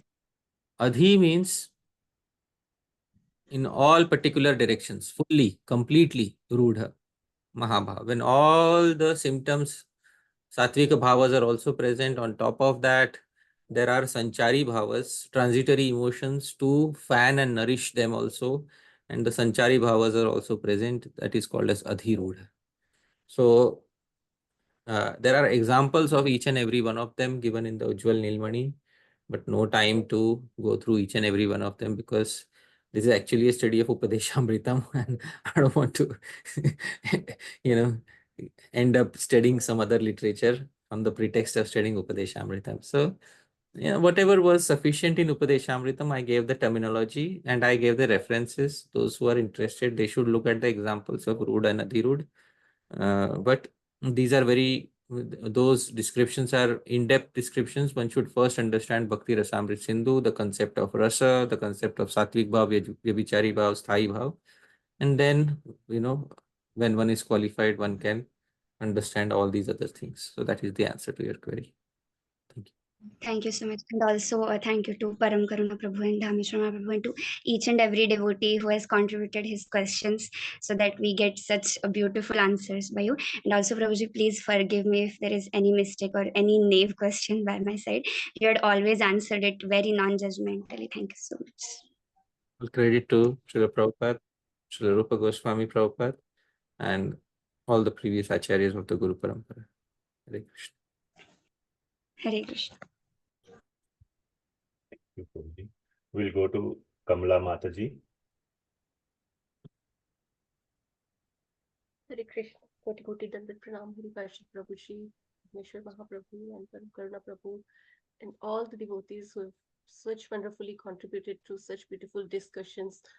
Prabhuji, I'm so overwhelmed. I don't know what to say, but really, really eternally, we are eternally grateful to you and all the series, because as Dhameshwar Mahaprabhu said that it was life-changing, and Srila Prabhupada says that, if you want to measure whether you're progressing or not, then you should say what changes are there present in your life, like how your life has evolved or changed. So really, really grateful, Prabhuji. And there was like these discussions were so deep, and you made us realize how beautifully Srila Rupa Goswami has instructed us so many things in so many details, but it was like a lock which you have unlocked for us. So you're the key to that, and you have like as in Bhakti Rasamrit Sindhu introduction, Srila Prabhupada says that the acaryas are like sharks who go dive deep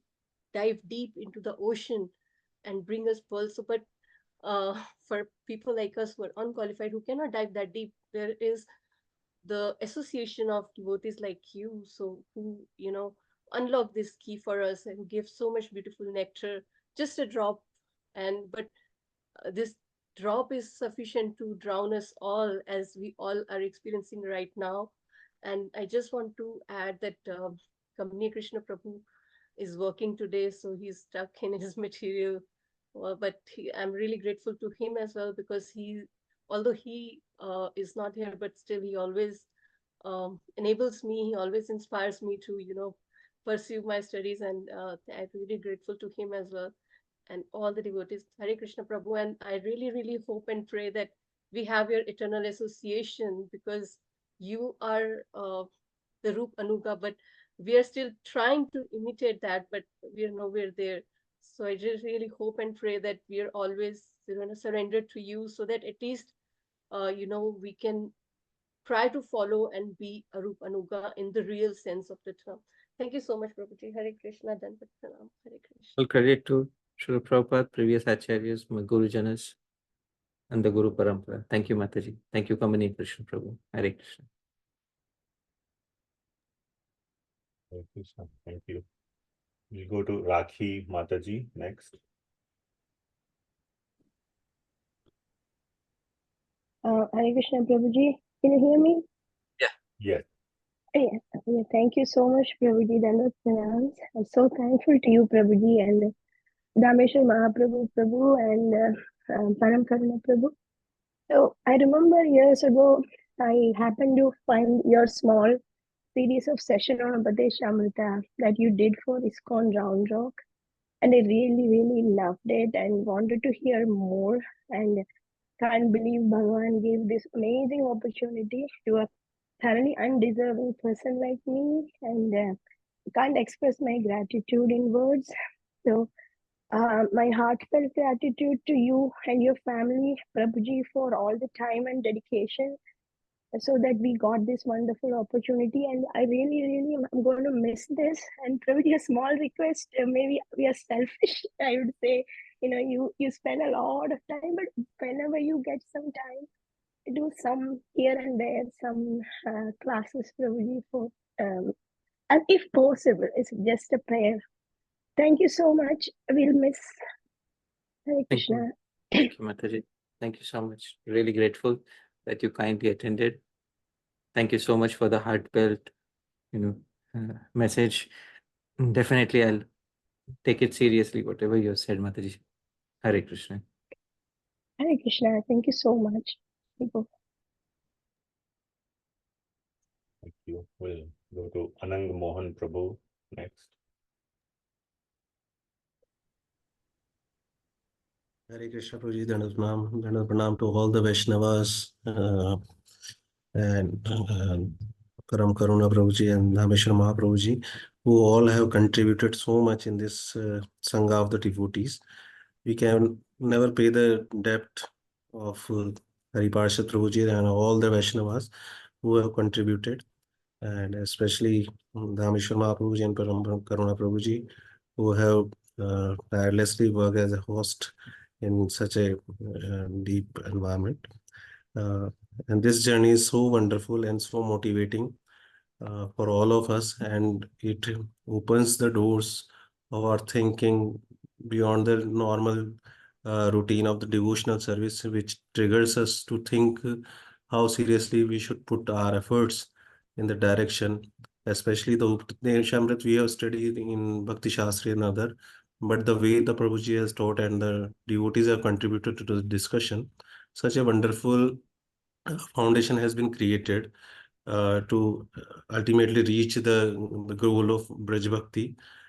So I pray to all the devotees to shower the blessings and request Prabhuji, if his schedule permits, can bless us with the similar sessions if it is not hectic for him. So this journey to be continued if possible for him. And very I am and my family is very grateful to all the devotees and especially Hariparshad Prabhu for tirelessly bringing out such points in such a lucid way, so everyone can grasp. We can see there are people like Mohit Deshmukh Prabhuji, Tanvi Mataji, so youthful, Vishwadeep Prabhuji, and very senior Prabhuji, and all the age groups are there, but such a seamless teachings of the scriptures, so everyone can take part in that. So this is the art of a wonderful teacher. So our teacher, His Grace Hari Parshad Prabhuji, is such a wonderful teacher. So such a uh, complex subject he is teaching us such a wonderfully, so everybody can grasp that. Thank you. Thanks a lot to Hari Parshad Prabhuji and all the Vaishnavas. Thank you. Thank you all. Thank you. All credit to Srila Prabhupada and the Guru Parampara. Hare Krishna. Hare Krishna. Next, we'll go to Damodar Leela Dasi.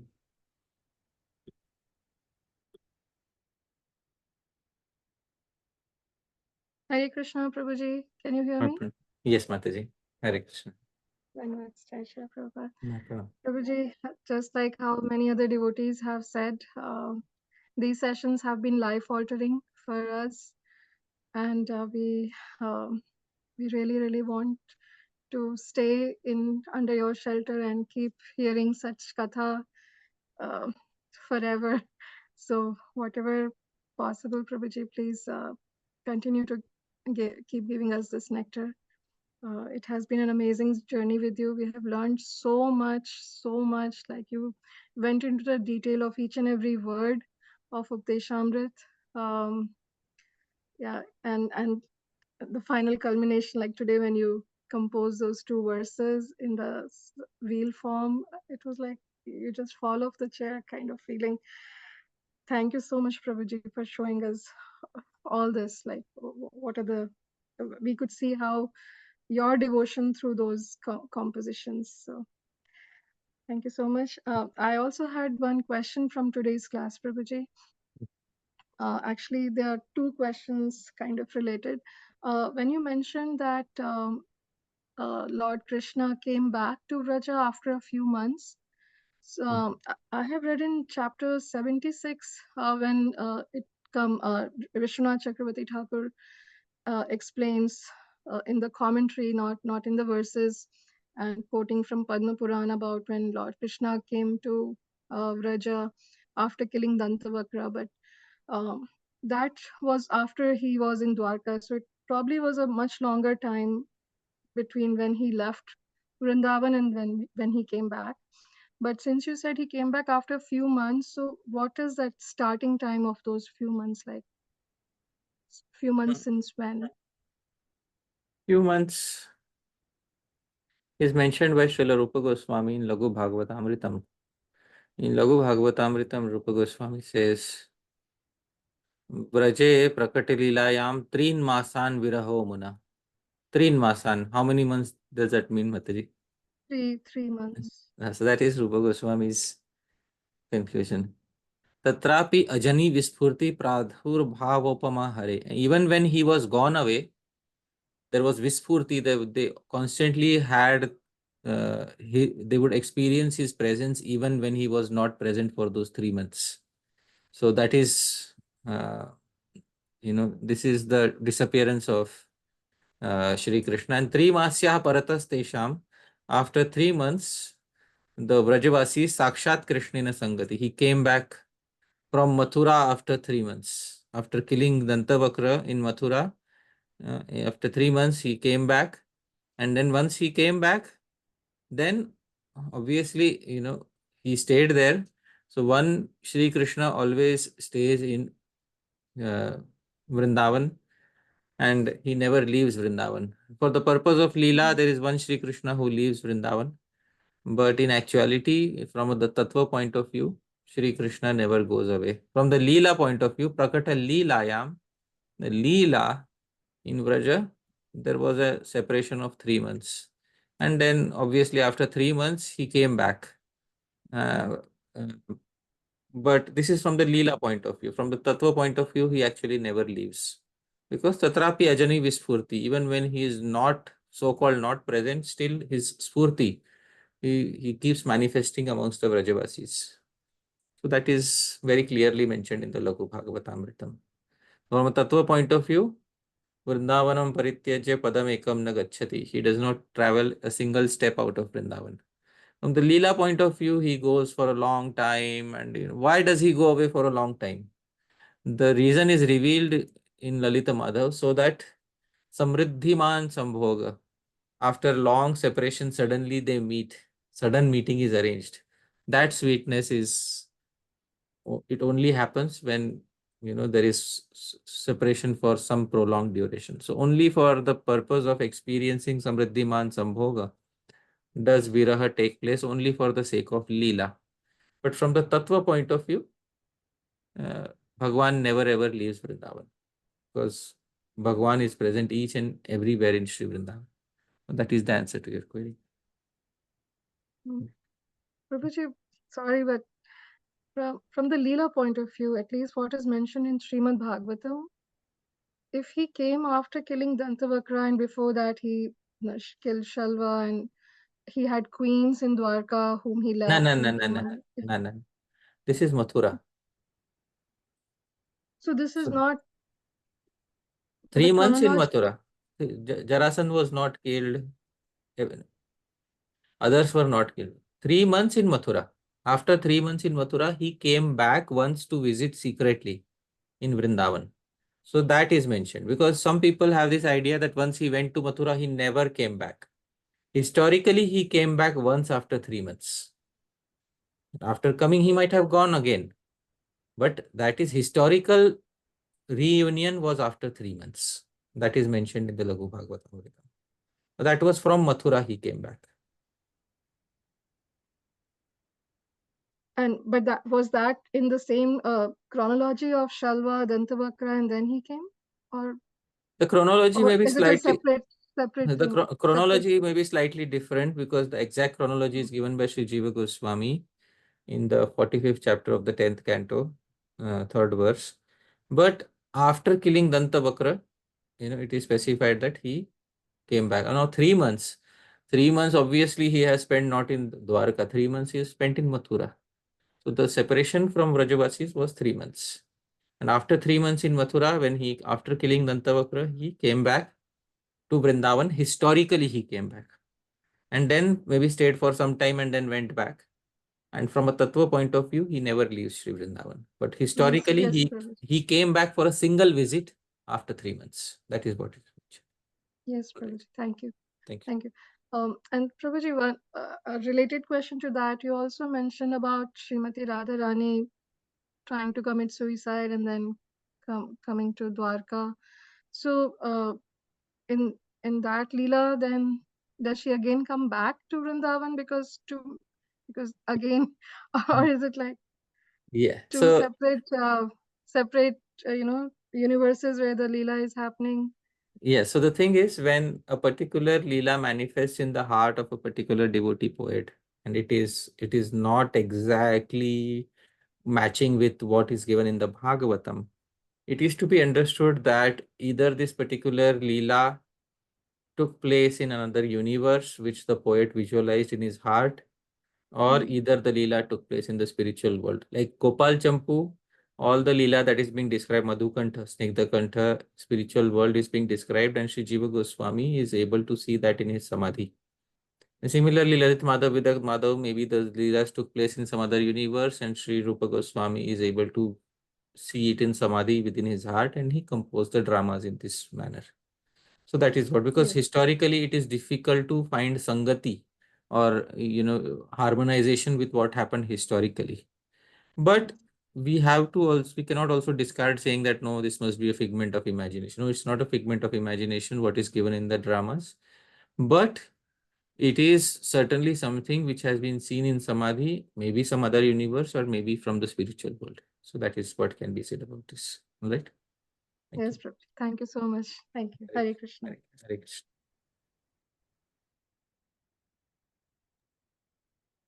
Hare Krishna. Thank you. We'll go to Narottam Vilas Prabhuji next.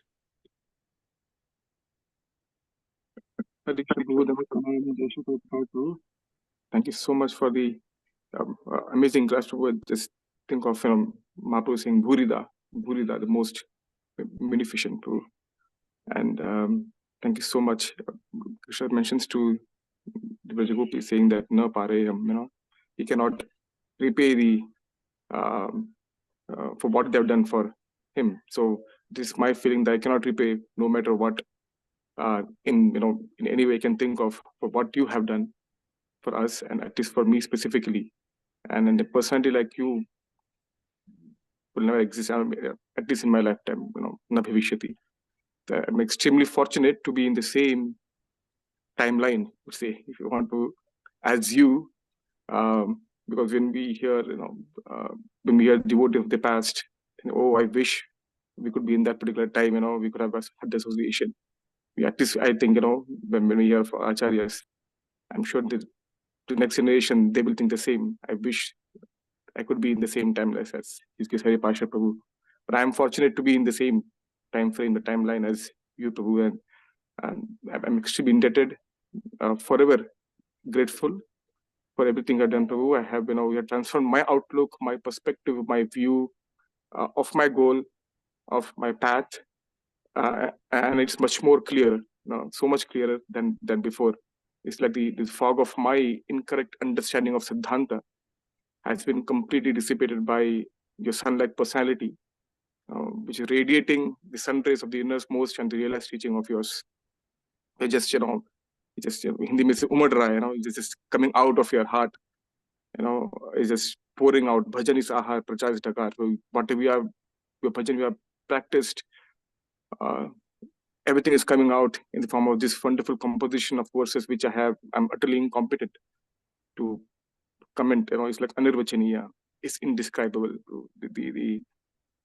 It's like I had my hair standing on end when I was hearing the composition, the way you explained it. It's so beautiful. You have brought out so many shikharinis, the gems from the ocean of or bhakti literatures from our Goswamis, and presented to us. The way you get a lot of jewels is by going dive deep into the ocean, and then you get the jewels. You have dived deep into the ocean of bhakti literatures of our Goswamis and other acaryas, and brought out gems, the shikharinis, and presented to us, and encouraging us to dive deep into those as well. So you have taught us how to not read Srimad Bhagavatam. We actually taught us how to relish Srimad Bhagavatam. You have given us pointers to that. I'm extremely forever grateful, Prabhu, and I hope to become Sahriday of yours, Prabhu, and serve you in the most menial, as whatever way I can, Prabhu, especially when you come here and get your Sangha and Mataji and Hari as well. Thank you so much, Prabhu, once again. Forever grateful, Prabhu. Thank you. Thank you so much, Narottama Vilas Prabhu, Prema Rupa Madhvi Mataji, and Rasraj, wonderful family. Thank you so much, Prabhu. You're yourself learning so much Shastra, and I'm so happy to see your advancement in the reading and learning of Shastra, and especially the original works of the 6 Goswamis. And I'm very grateful that I am, with such like-minded devotees as your good self, who are open-minded and who will, very carefully listen to what is being said. I'm really grateful for that, Prabhu, really grateful for your friendship. And I'm very eager to see you in person, Prabhuji. Thank you so much once again for kindly being a part of this journey. And whatever kind words you offered to me, I offer them to the lotus feet of the Guru Parampara, just as the Ganga is offered to the Ganga. Thank you, Prabhuji. Hare Krishna. Thank you. Wonderful. Next, we'll go to Deepayan Prabhu. Hare Krishna, Prabhuji. Am I audible? Yeah. Thank you very much, Prabhuji, for this entire series, this entire so many 60 lectures, 1.5 years.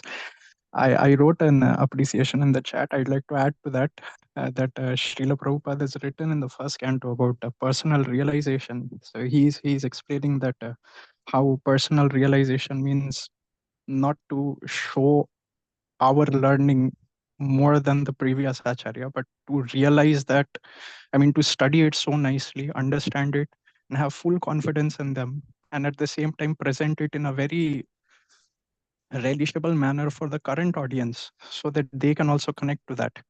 And this is called personal realization, he's told. And if I had to read just Srila Rupa Goswami's books, I would never be able to get, what I've received from these classes.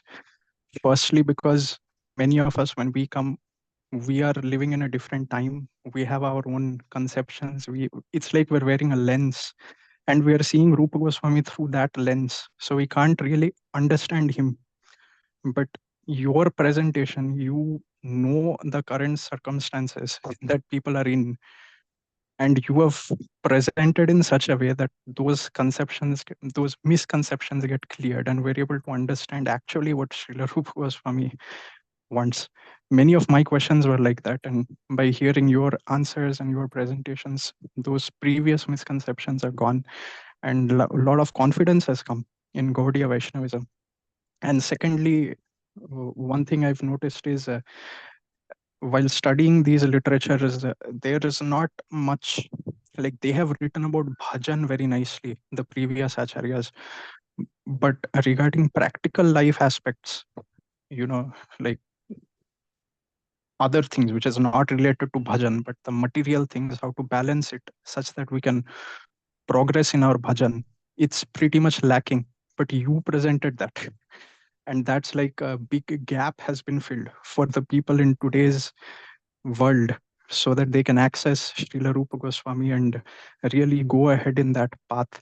So very, very grateful to you, Prabhuji, for this entire presentation. Very, very, words are not enough actually to express gratitude for what you've done. Thank you so much. Hare Krishna. Thank you, Deepa and Prabhu. All credit to Guru Parampara. All credit to Guru Janas. Hare Krishna.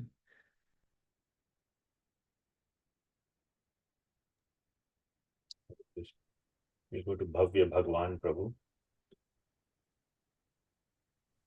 Yeah, Hare Krishna, dear Haripasha Prabhu.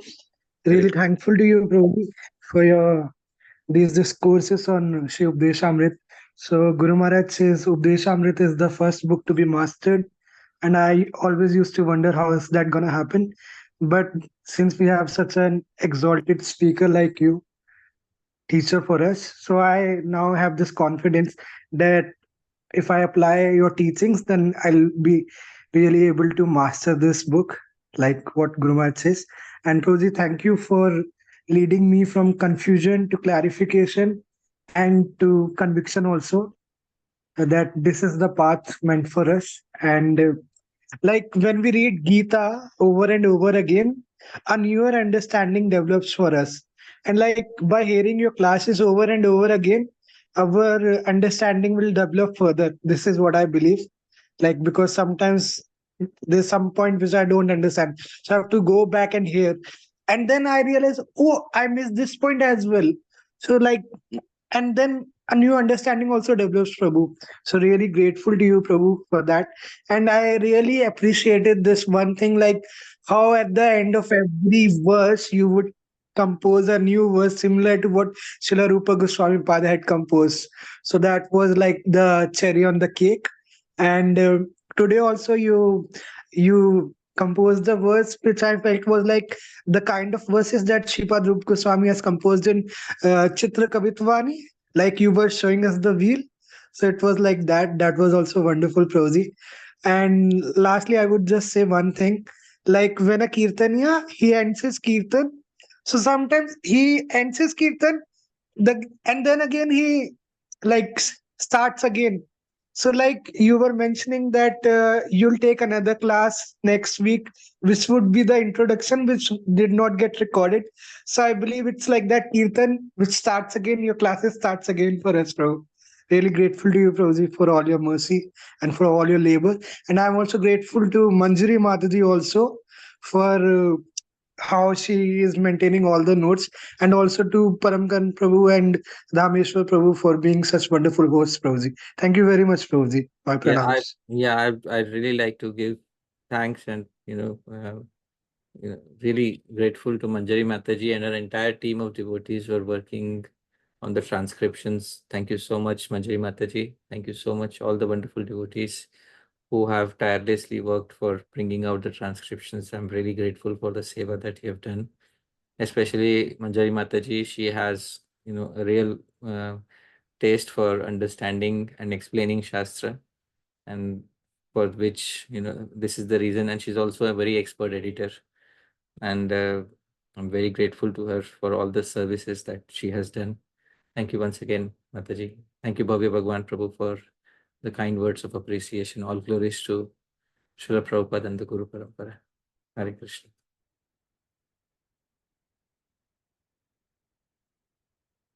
Hare Krishna. We'll go to Sachindra Krishna Prabhu. Hare Krishna, Prabhuji. Hare Krishna to all the Vaishnavas. Everyone has said such wonderful realizations that anything that I say won't do justice. But, one thing I always, remember is that, Srila Prabhupada was always saying that, we're on this, a boat together going to Goloka Vrindavan. And, I firmly believe in that. And as Narottam Vilas Prabhu was saying, you are also on that boat, but you dive deep into the ocean, as many of our other teachers and Shiksha Gurus and Diksha Guru have done, and bringing up the gems to show to us who are sitting on this boat. And we're like, wow, this is so nice, such wonderful gems. But while we sit, but the great thing that I've noticed in these lectures and in my life is that you have encouraged us not only to appreciate the gems as you bring them up, because that's, even though they're nice to look at, we don't experience it. It's still in a way impersonal, but you've encouraged us to dive also, to get rid of our fears and to dive into the ocean and go deep, because that's where the real rasa is. That's where the real crying and separation is, for the divine couple and in their service. And so, and at the bottom of the ocean are all of these other Guru Janas like Rupa Goswami and all of the Goswamis who are there distributing the gems. So it's wonderful to be able to dive deep into the ocean with you and experience that to a small degree. And as we journey into our own sadhana, we can, we'll appreciate more and more of that. So that's my great gratitude towards you, that I feel. And the other thing I've come to appreciate is that, I used to have blinders on. And this is the only boat that's going towards Goloka Vrindavan, and I was very regimented against in that. But then you've opened my eyes and you've seen what I've seen. Wow, there's so many other boats of our Gaudiya Vaishnava Sampradaya going towards the same destination, and they also have so many gems and that they're showing and so forth. And so I've learned to really appreciate the whole Gaudiya Vaishnava Sampradaya and not just have blinders on and kind of say this is the only highway. And so that's opened up my heart even more in ways that I can express to you. So thank you for that also.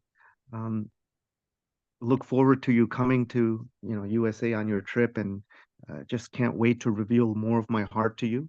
But one question I had, if you can answer, is you consider your Shiksha Guru is Holiness Gaur Govind Maharaj.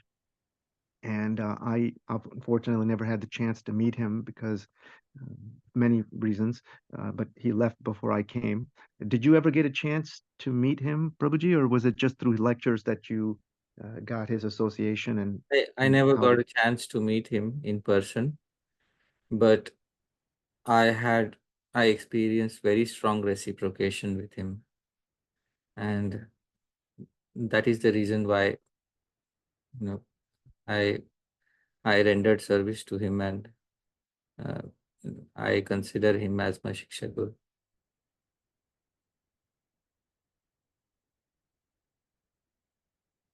I think you're muted.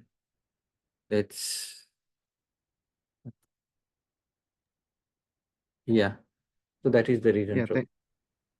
Thank you so much, Prabhu. Yeah, I think you do his katha, that newsletter. Krishna Kathamrit Bindu.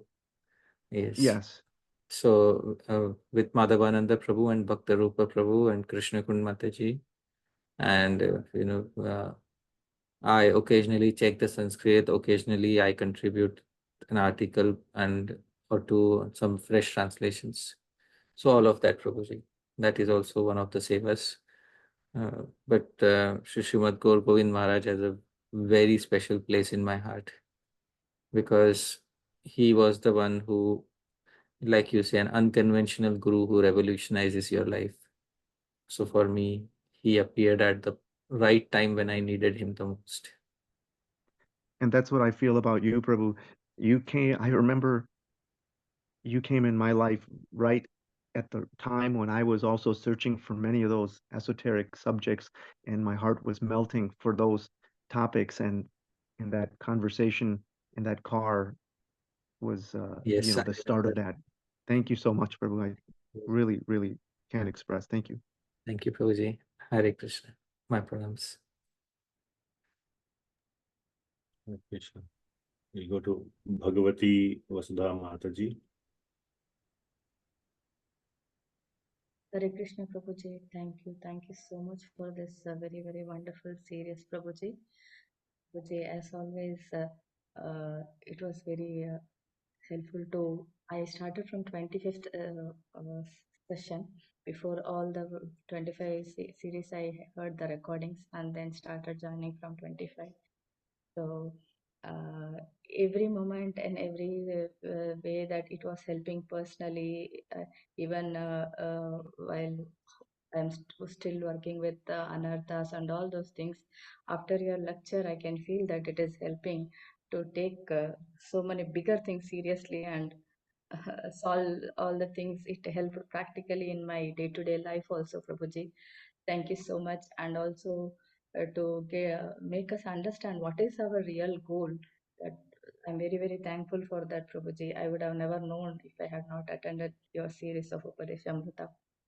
And Prabhuji, you were sharing few things. I heard your Damodar Lila lecture also, that once you were in Damodar temple in Vrindavan, and in that line was said 2 times that something struck you, you ran and searched for the reference, why it is said 2 times.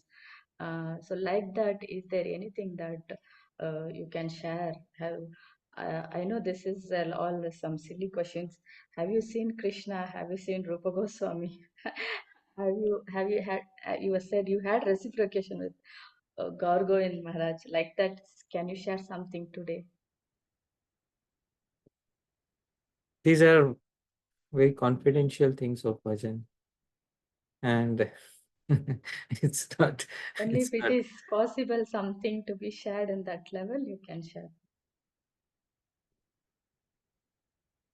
No, I'll share one small thing which is somewhat confidential, but it's not so confidential. I've spoken this to a few devotees. In 2007, I was intensely searching for a sadhu who could, who really speaks Krishna Katha in the traditional manner. And that search had begun since 2005 or 2004, it had begun. And I was not able to find such a sadhu.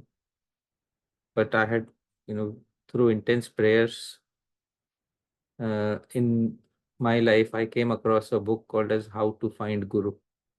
This book was published by Gopalji Publications. It is a book where the speech of Sri Srimad Gaur Govind Maharaj is recorded. And he explained in a single booklet, he explained perfectly what is the process of finding Guru. My immediate reaction to that was that, this is the personality I'd like to meet and surrender to and speak with, but he had already disappeared in 1996. So I went to Bhubaneswar in 2006 and I took the train. It was 36 hours. And when I landed in Bhubaneswar, reached Bhubaneswar, it was already evening, 4 o'clock. I went to the temple and I asked for a room. Fortunately, there was one room remaining. So I got the room, got some prasadam. Next morning, I came to Mangalarti in the temple. There was nobody in the temple at 4:15. So I was a little surprised and I said, where are all the devotees? There's nobody to answer that. So I went outside the temple. There's one devotee. He said the first arti is held outside Maharaj's Samadhi. So I went to the Samadhi there. And this was my first day in Bhubaneswar. Outside the Samadhi, nobody knows me. I'm not initiated. And in front of the Samadhi, I prayed to Maharaj that if you have kindly accepted me, someday you accept me, please someday give me the opportunity to sing Mangalarti for you. So suddenly a brahmachari came, gave the kartal in my hands and said, sing Mangalarti. The first day in Bhubaneswar was the day I sang my Mangalarti, and there was immediate reciprocation from Maharaj. So I understood that somewhere he had made some little space for me in his heart, although I'm not his initiated disciple. So that is what I'd like to say, Mataji. Hare Krishna.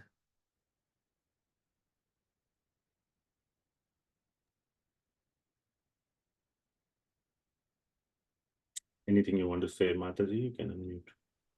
Thank you, thank you so much, Prabhuji. All these things gives so much faith and enthusiasm and encouragement to go in this path. And thank you so much. You have pulled us so much in our way. Thank you, Prabhuji. Thank you so much. Thank you. Would any other devotees want to express short appreciations? Now is the time. And I'll be showing the screenshots of the text messages that devotees have sent shortly. Bhakti Mataji, go ahead.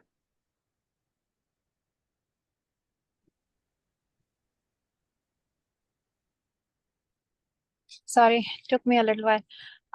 Hare Krishna, thank you so much, Prabhuji, for this life-changing classes. All of you have said so beautifully.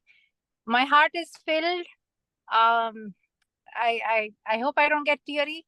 I'm trying my best, but this is the best thing that has happened. Sorry. Thank you so much. This is the best thing that has happened in my life. Every day I am thankful to you, Prabhuji. When I read Chaitanya Charitamrita, I'm right now at the chapter of Madhya Lila, chapter 8. Yeah. Chaitanya Mahaprabhu's talk with Ramanand Rai. And every single shloka, when I read now, I'm so grateful to you to truly share this deepest of knowledge. If I hadn't come in contact with you, and if I were to read Chaitanya Charitamrita, since my brain has been wired to not get into the Radha Krishna pastimes, I would have skimmed through so fast instead of really relishing and getting deep and actually making this a life goal of pursuing Raganuga Bhakti. I would have been totally bereft and lost in my life and would have had no goal in my spiritual life. So I am extremely, extremely grateful to you and to everybody. Thank you. Thank you. Thank you so much, Mataji. Thank you for your heartfelt offering, Mataji. Thank you so much for your kind words. If the series of talks have inspired you to pursue an interest of the path of Raganuga Bhakti, if the series of talks have inspired devotees to be more open-minded towards Vaishnavas from different institutions and different corners of the world, if the series of talks have given clarity to the devotees, I would consider it a success. I'm really very thankful, Mataji. And I sincerely hope that you continue your journey in Chaitanya Charitamrita, relishing each and every verse and each and every fine point within the verse. Thank you so much, Mataji. Really grateful. Hare Krishna. Hare Krishna. Thank you. Divya Nitai Prabhu. Hare Krishna, Prabhuji. Dandavat Pranam. My pranams. Thank you, Prabhuji. I'm so overwhelmed, Prabhuji, after hearing your lecture. I would say you are the best teacher till now I met in my life, who have made subject matter so clear. As a sadhaka, we go through so many kinds of doubts and various understanding of scriptures. But after hearing your explanation, our heart became completely soulless. It got great solace. You made, I first heard your lecture, what you gave in ISKCON Chowpatty about Bhagavad Gita 1 year back. That gave such clear understanding of Bhagavad Gita. Since then, I started hearing your lectures. And after that, every lecture, it was another jewel, removing so many doubts from our philosophies.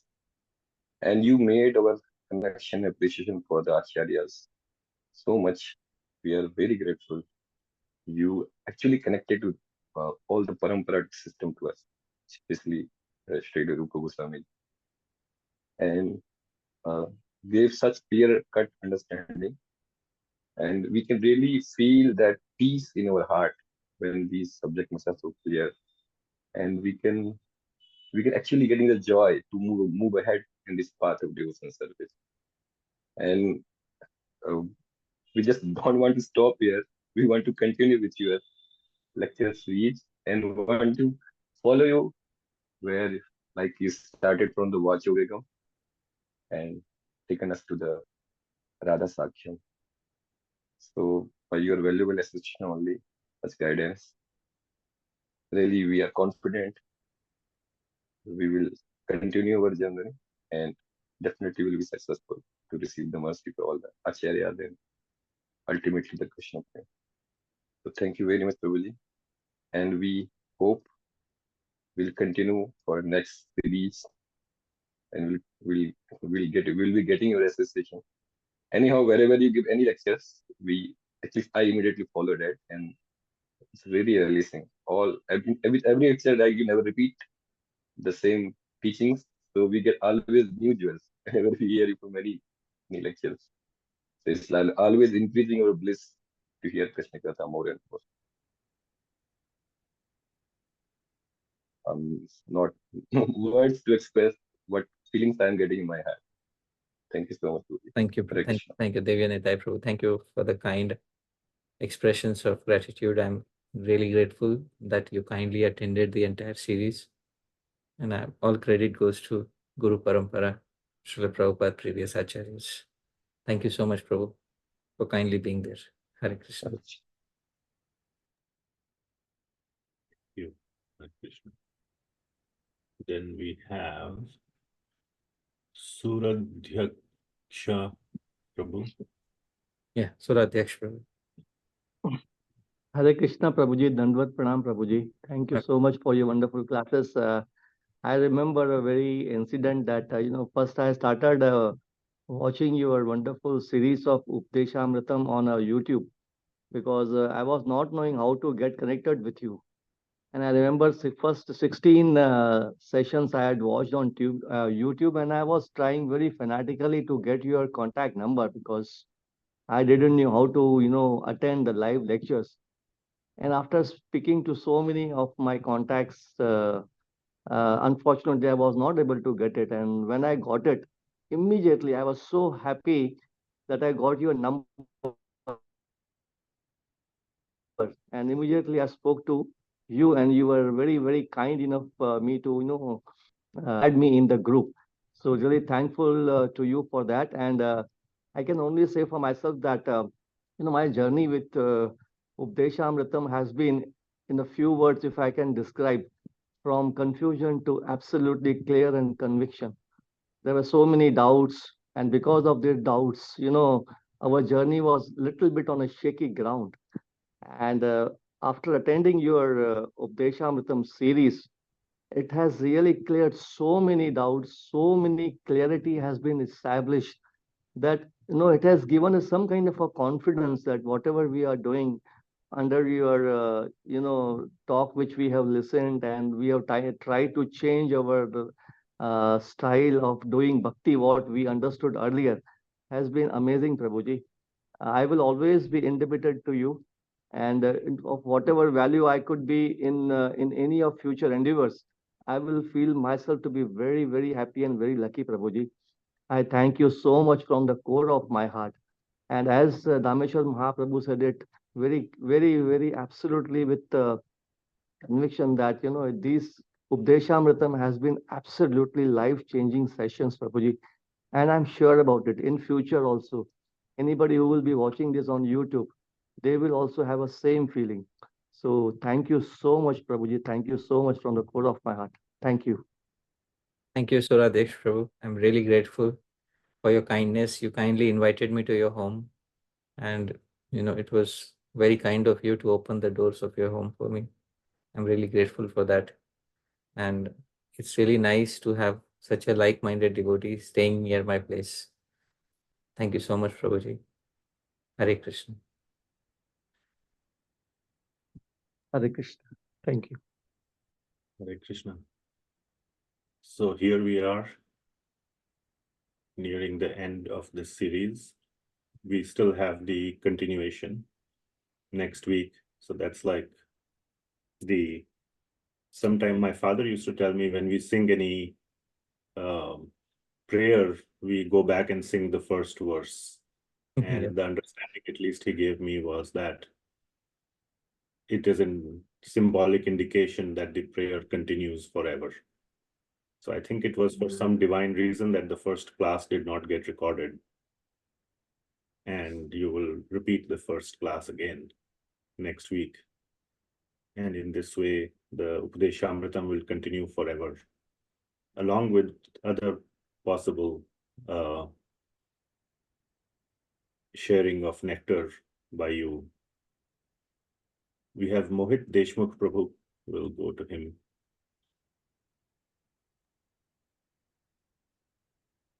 Hare Krishna Prabhuji.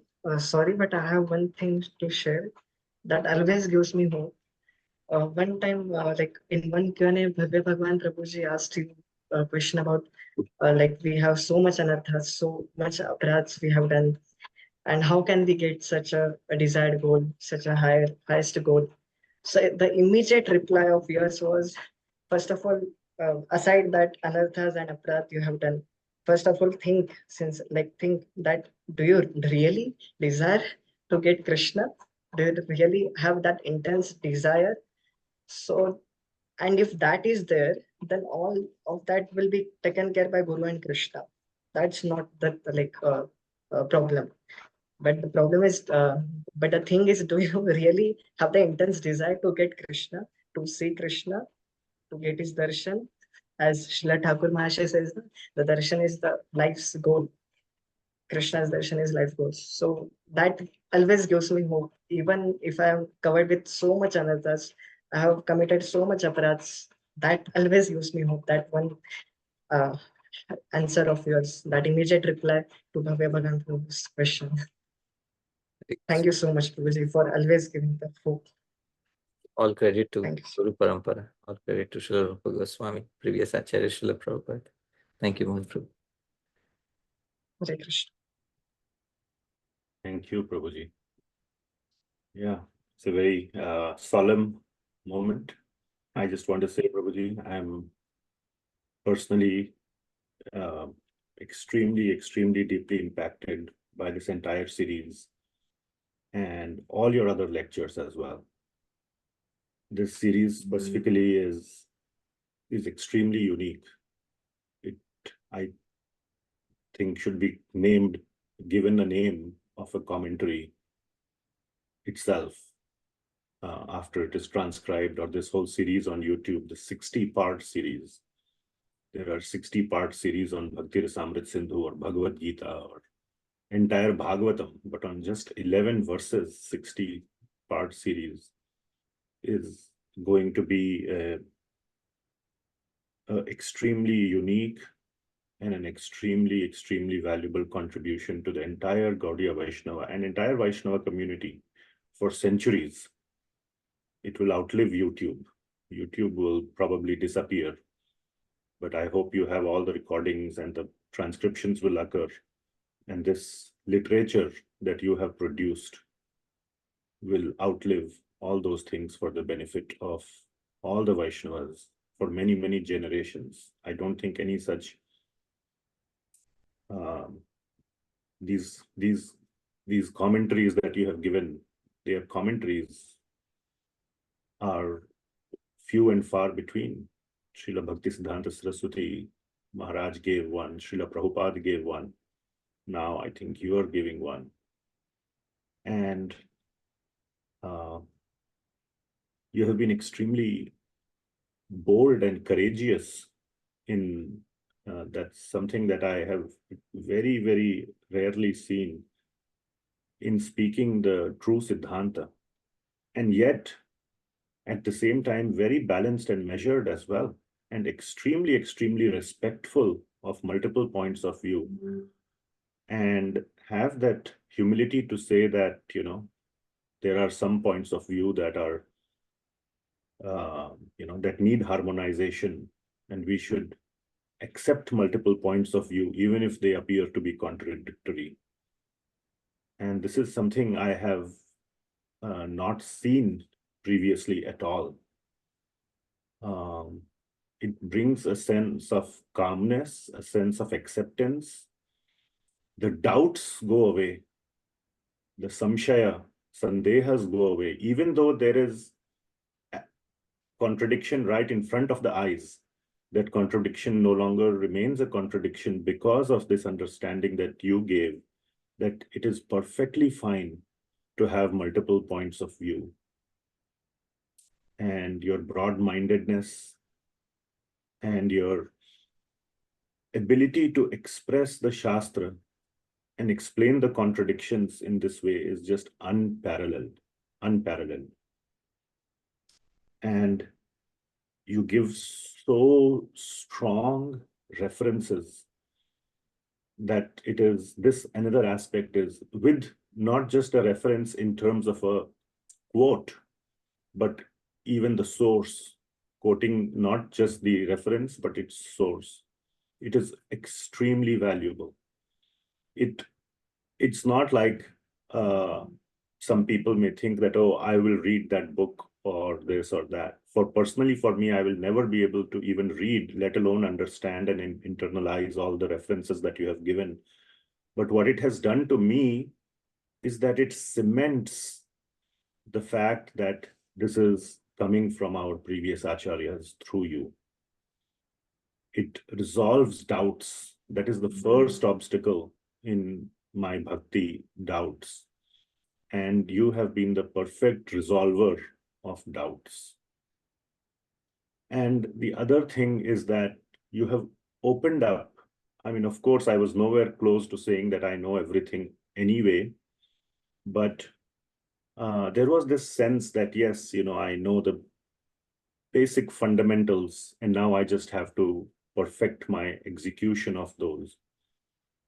You opened up this whole sphere of going deeper into the Raga Marg, the literatures of the Goswamis, which were already present, but which have so much deeper concepts that are not talked about much. And you brought them out. It's like, the physics, again, I'm a lover of physics. The physics is out there, but somewhere in the end of the 1800s, the physicists thought, okay, we more or less understand the basic concepts. And one little experiment, the Michelson-Morley experiment, just changed everything and started a new era of physics for the next 100 years, and it is not yet even scratched the surface after 120, 130 years. In the same way, you have opened the floodgates, the doors of making us understand what is Gaudiya Vaishnava Siddhant, what do we need to practice, and what is ahead of us. This whole thing you have just completely shown it to us and treated us also like, able to understand, able to handle the truth. It's not like, oh, you don't need to know, I will never speak about it. So you share things openly, and for devotees, leave it to them to decide, how to use that information. And you have provided such that those references provide the conviction. It's not that it is just coming from you.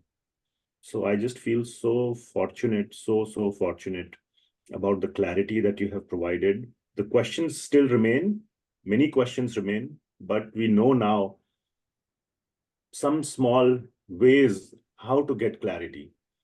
That if Prabhuji explained it in this way, maybe, I can try on my own and try to get some clarity. And then, of course, you have made yourself available for answering so many questions. We know if we fail in our attempts, we can ask you. And in that way, I feel so fortunate, just like Narottam Das Prabhu said, to be in the same chronology as you, to be in the same era as you. And not only that, I would go a step ahead and say, to have your association, to be able to talk to you, to be able to do some menial seva for you. All this is nothing short of a huge fortune, huge honor, huge privilege. So I profusely thank you, Prabhuji, for everything you have done, everything you are doing. And I pray to Bhagavan Shri Krishna, to Lord Chaitanya, to Srila Prabhupada, that as you call yourself a shoe shiner, but you are not that. You are the instrument that they have chosen to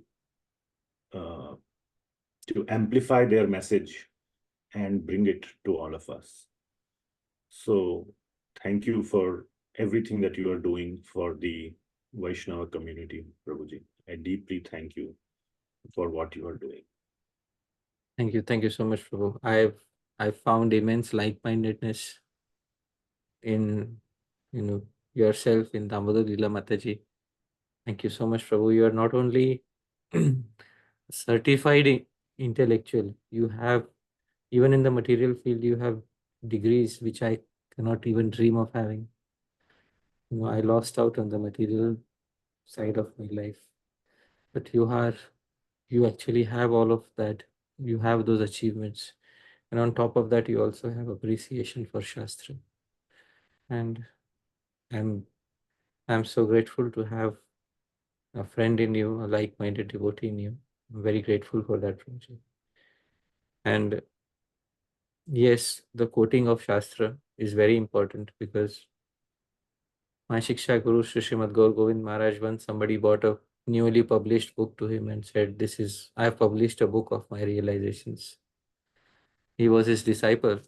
So Maharaj opened the book from right to left, not from left to right. He was just flipping from right to left. And then he gave back the book to the devotee and said, if you don't quote references, if you don't quote shlokas, don't call yourself my disciple. He was very insistent about this point. If you don't quote Shastra, don't call yourself my disciple. So that is the minimum expectation, bare minimum expectation that he had from those of us who want to call ourselves his followers. So I'm just in partial fulfillment of the requirement given by my Shiksha Guru. I've tried to quote Shastra wherever possible. I'm really grateful, Prabhuji. I hope to see you soon. And, I hope that, in your teaching also, yeah, just like you're currently changing the lives of so many devotees or attending your courses on Upadeshamritam, on Tirasamrit Sindhu, etc. I hope many, many thousands and thousands of devotees are, revolutionized by your approach of Shastra. Thank you so much, Prabhuji. Hare Krishna. Thank you. And I hope all of them get connected to you. I always mention that much of what I am sharing is coming from you. Thank you, Prabhuji. Thank you for your blessings. Thank you for your shelter on my head. Thank you for your willingness to let me serve you in some small ways. I really thank you for that. And we have Omkar Prabhu who has raised his hand. Yes, go ahead. Hare Krishna, bro. Dhanapra. No problem. Bro, I had just this last desire to share this quote, like which Bhaktivinoda Thakur writes for Sri Haridas Thakur. Yeah, sure. He reasons ill, who tells that Vaishnavas die, when thou art living still in the sound. This sound of your lectures, I feel that will remain for eternity. And maybe like we used to think like what Vishwanath Chakravarti Thakur and the devotees at that time experienced, or maybe other devotees like Baldev Vidyabhushan Pad. Maybe devotees in future will think like the devotees like who are with you on this YouTube. And we obviously don't have video lectures of Vishwanath Chakravarti Thakur, but future devotees maybe they'll be able to see the video lectures and maybe connect to you more personally. So that's what I could just share. Thank you, Prabhu. Like you fulfilled that main point. Like Guru is the one who basically removes the obstacles of the the doubts of the heart. You've always done that. Thank you, Prabhu. Thank you for being in my life. Hare Krishna. Credit to previous acaryas and gurujanas. They have done the same for me. Thank you. Hare Krishna. Thank you. Thank you so much, dear devotees. I just want to before we turn over to Prabhuji for closing remarks, I just want to share the screen with these comments that have come in. So let me see.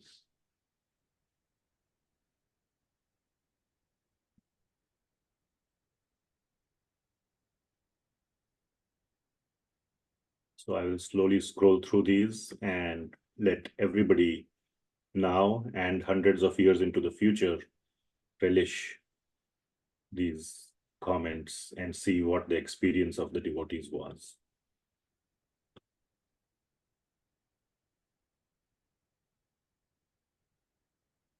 Is it visible? Yes.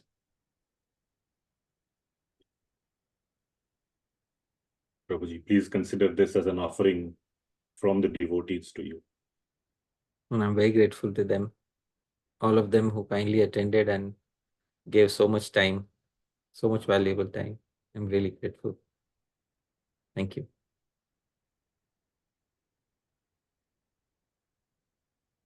Okay. I'll flip through some of the screens. There are 5 screens, Prabhuji. Yeah, I mean, you can keep a screen for some time, and then devotees who are viewing the recording also, they can pause and read whatever Yes. they want to read.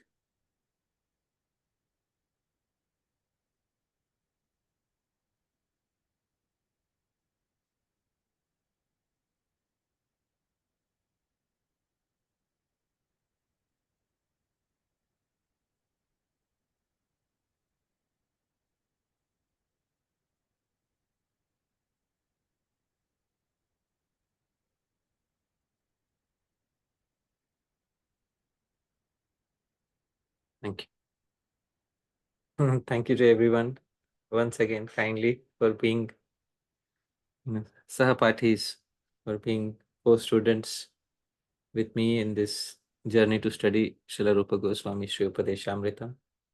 I hope everybody who listened to the series, all of you, you do very well in your spiritual life. I sincerely hope that Bhagavan gives the highest fruit from the tallest tree to all the individuals.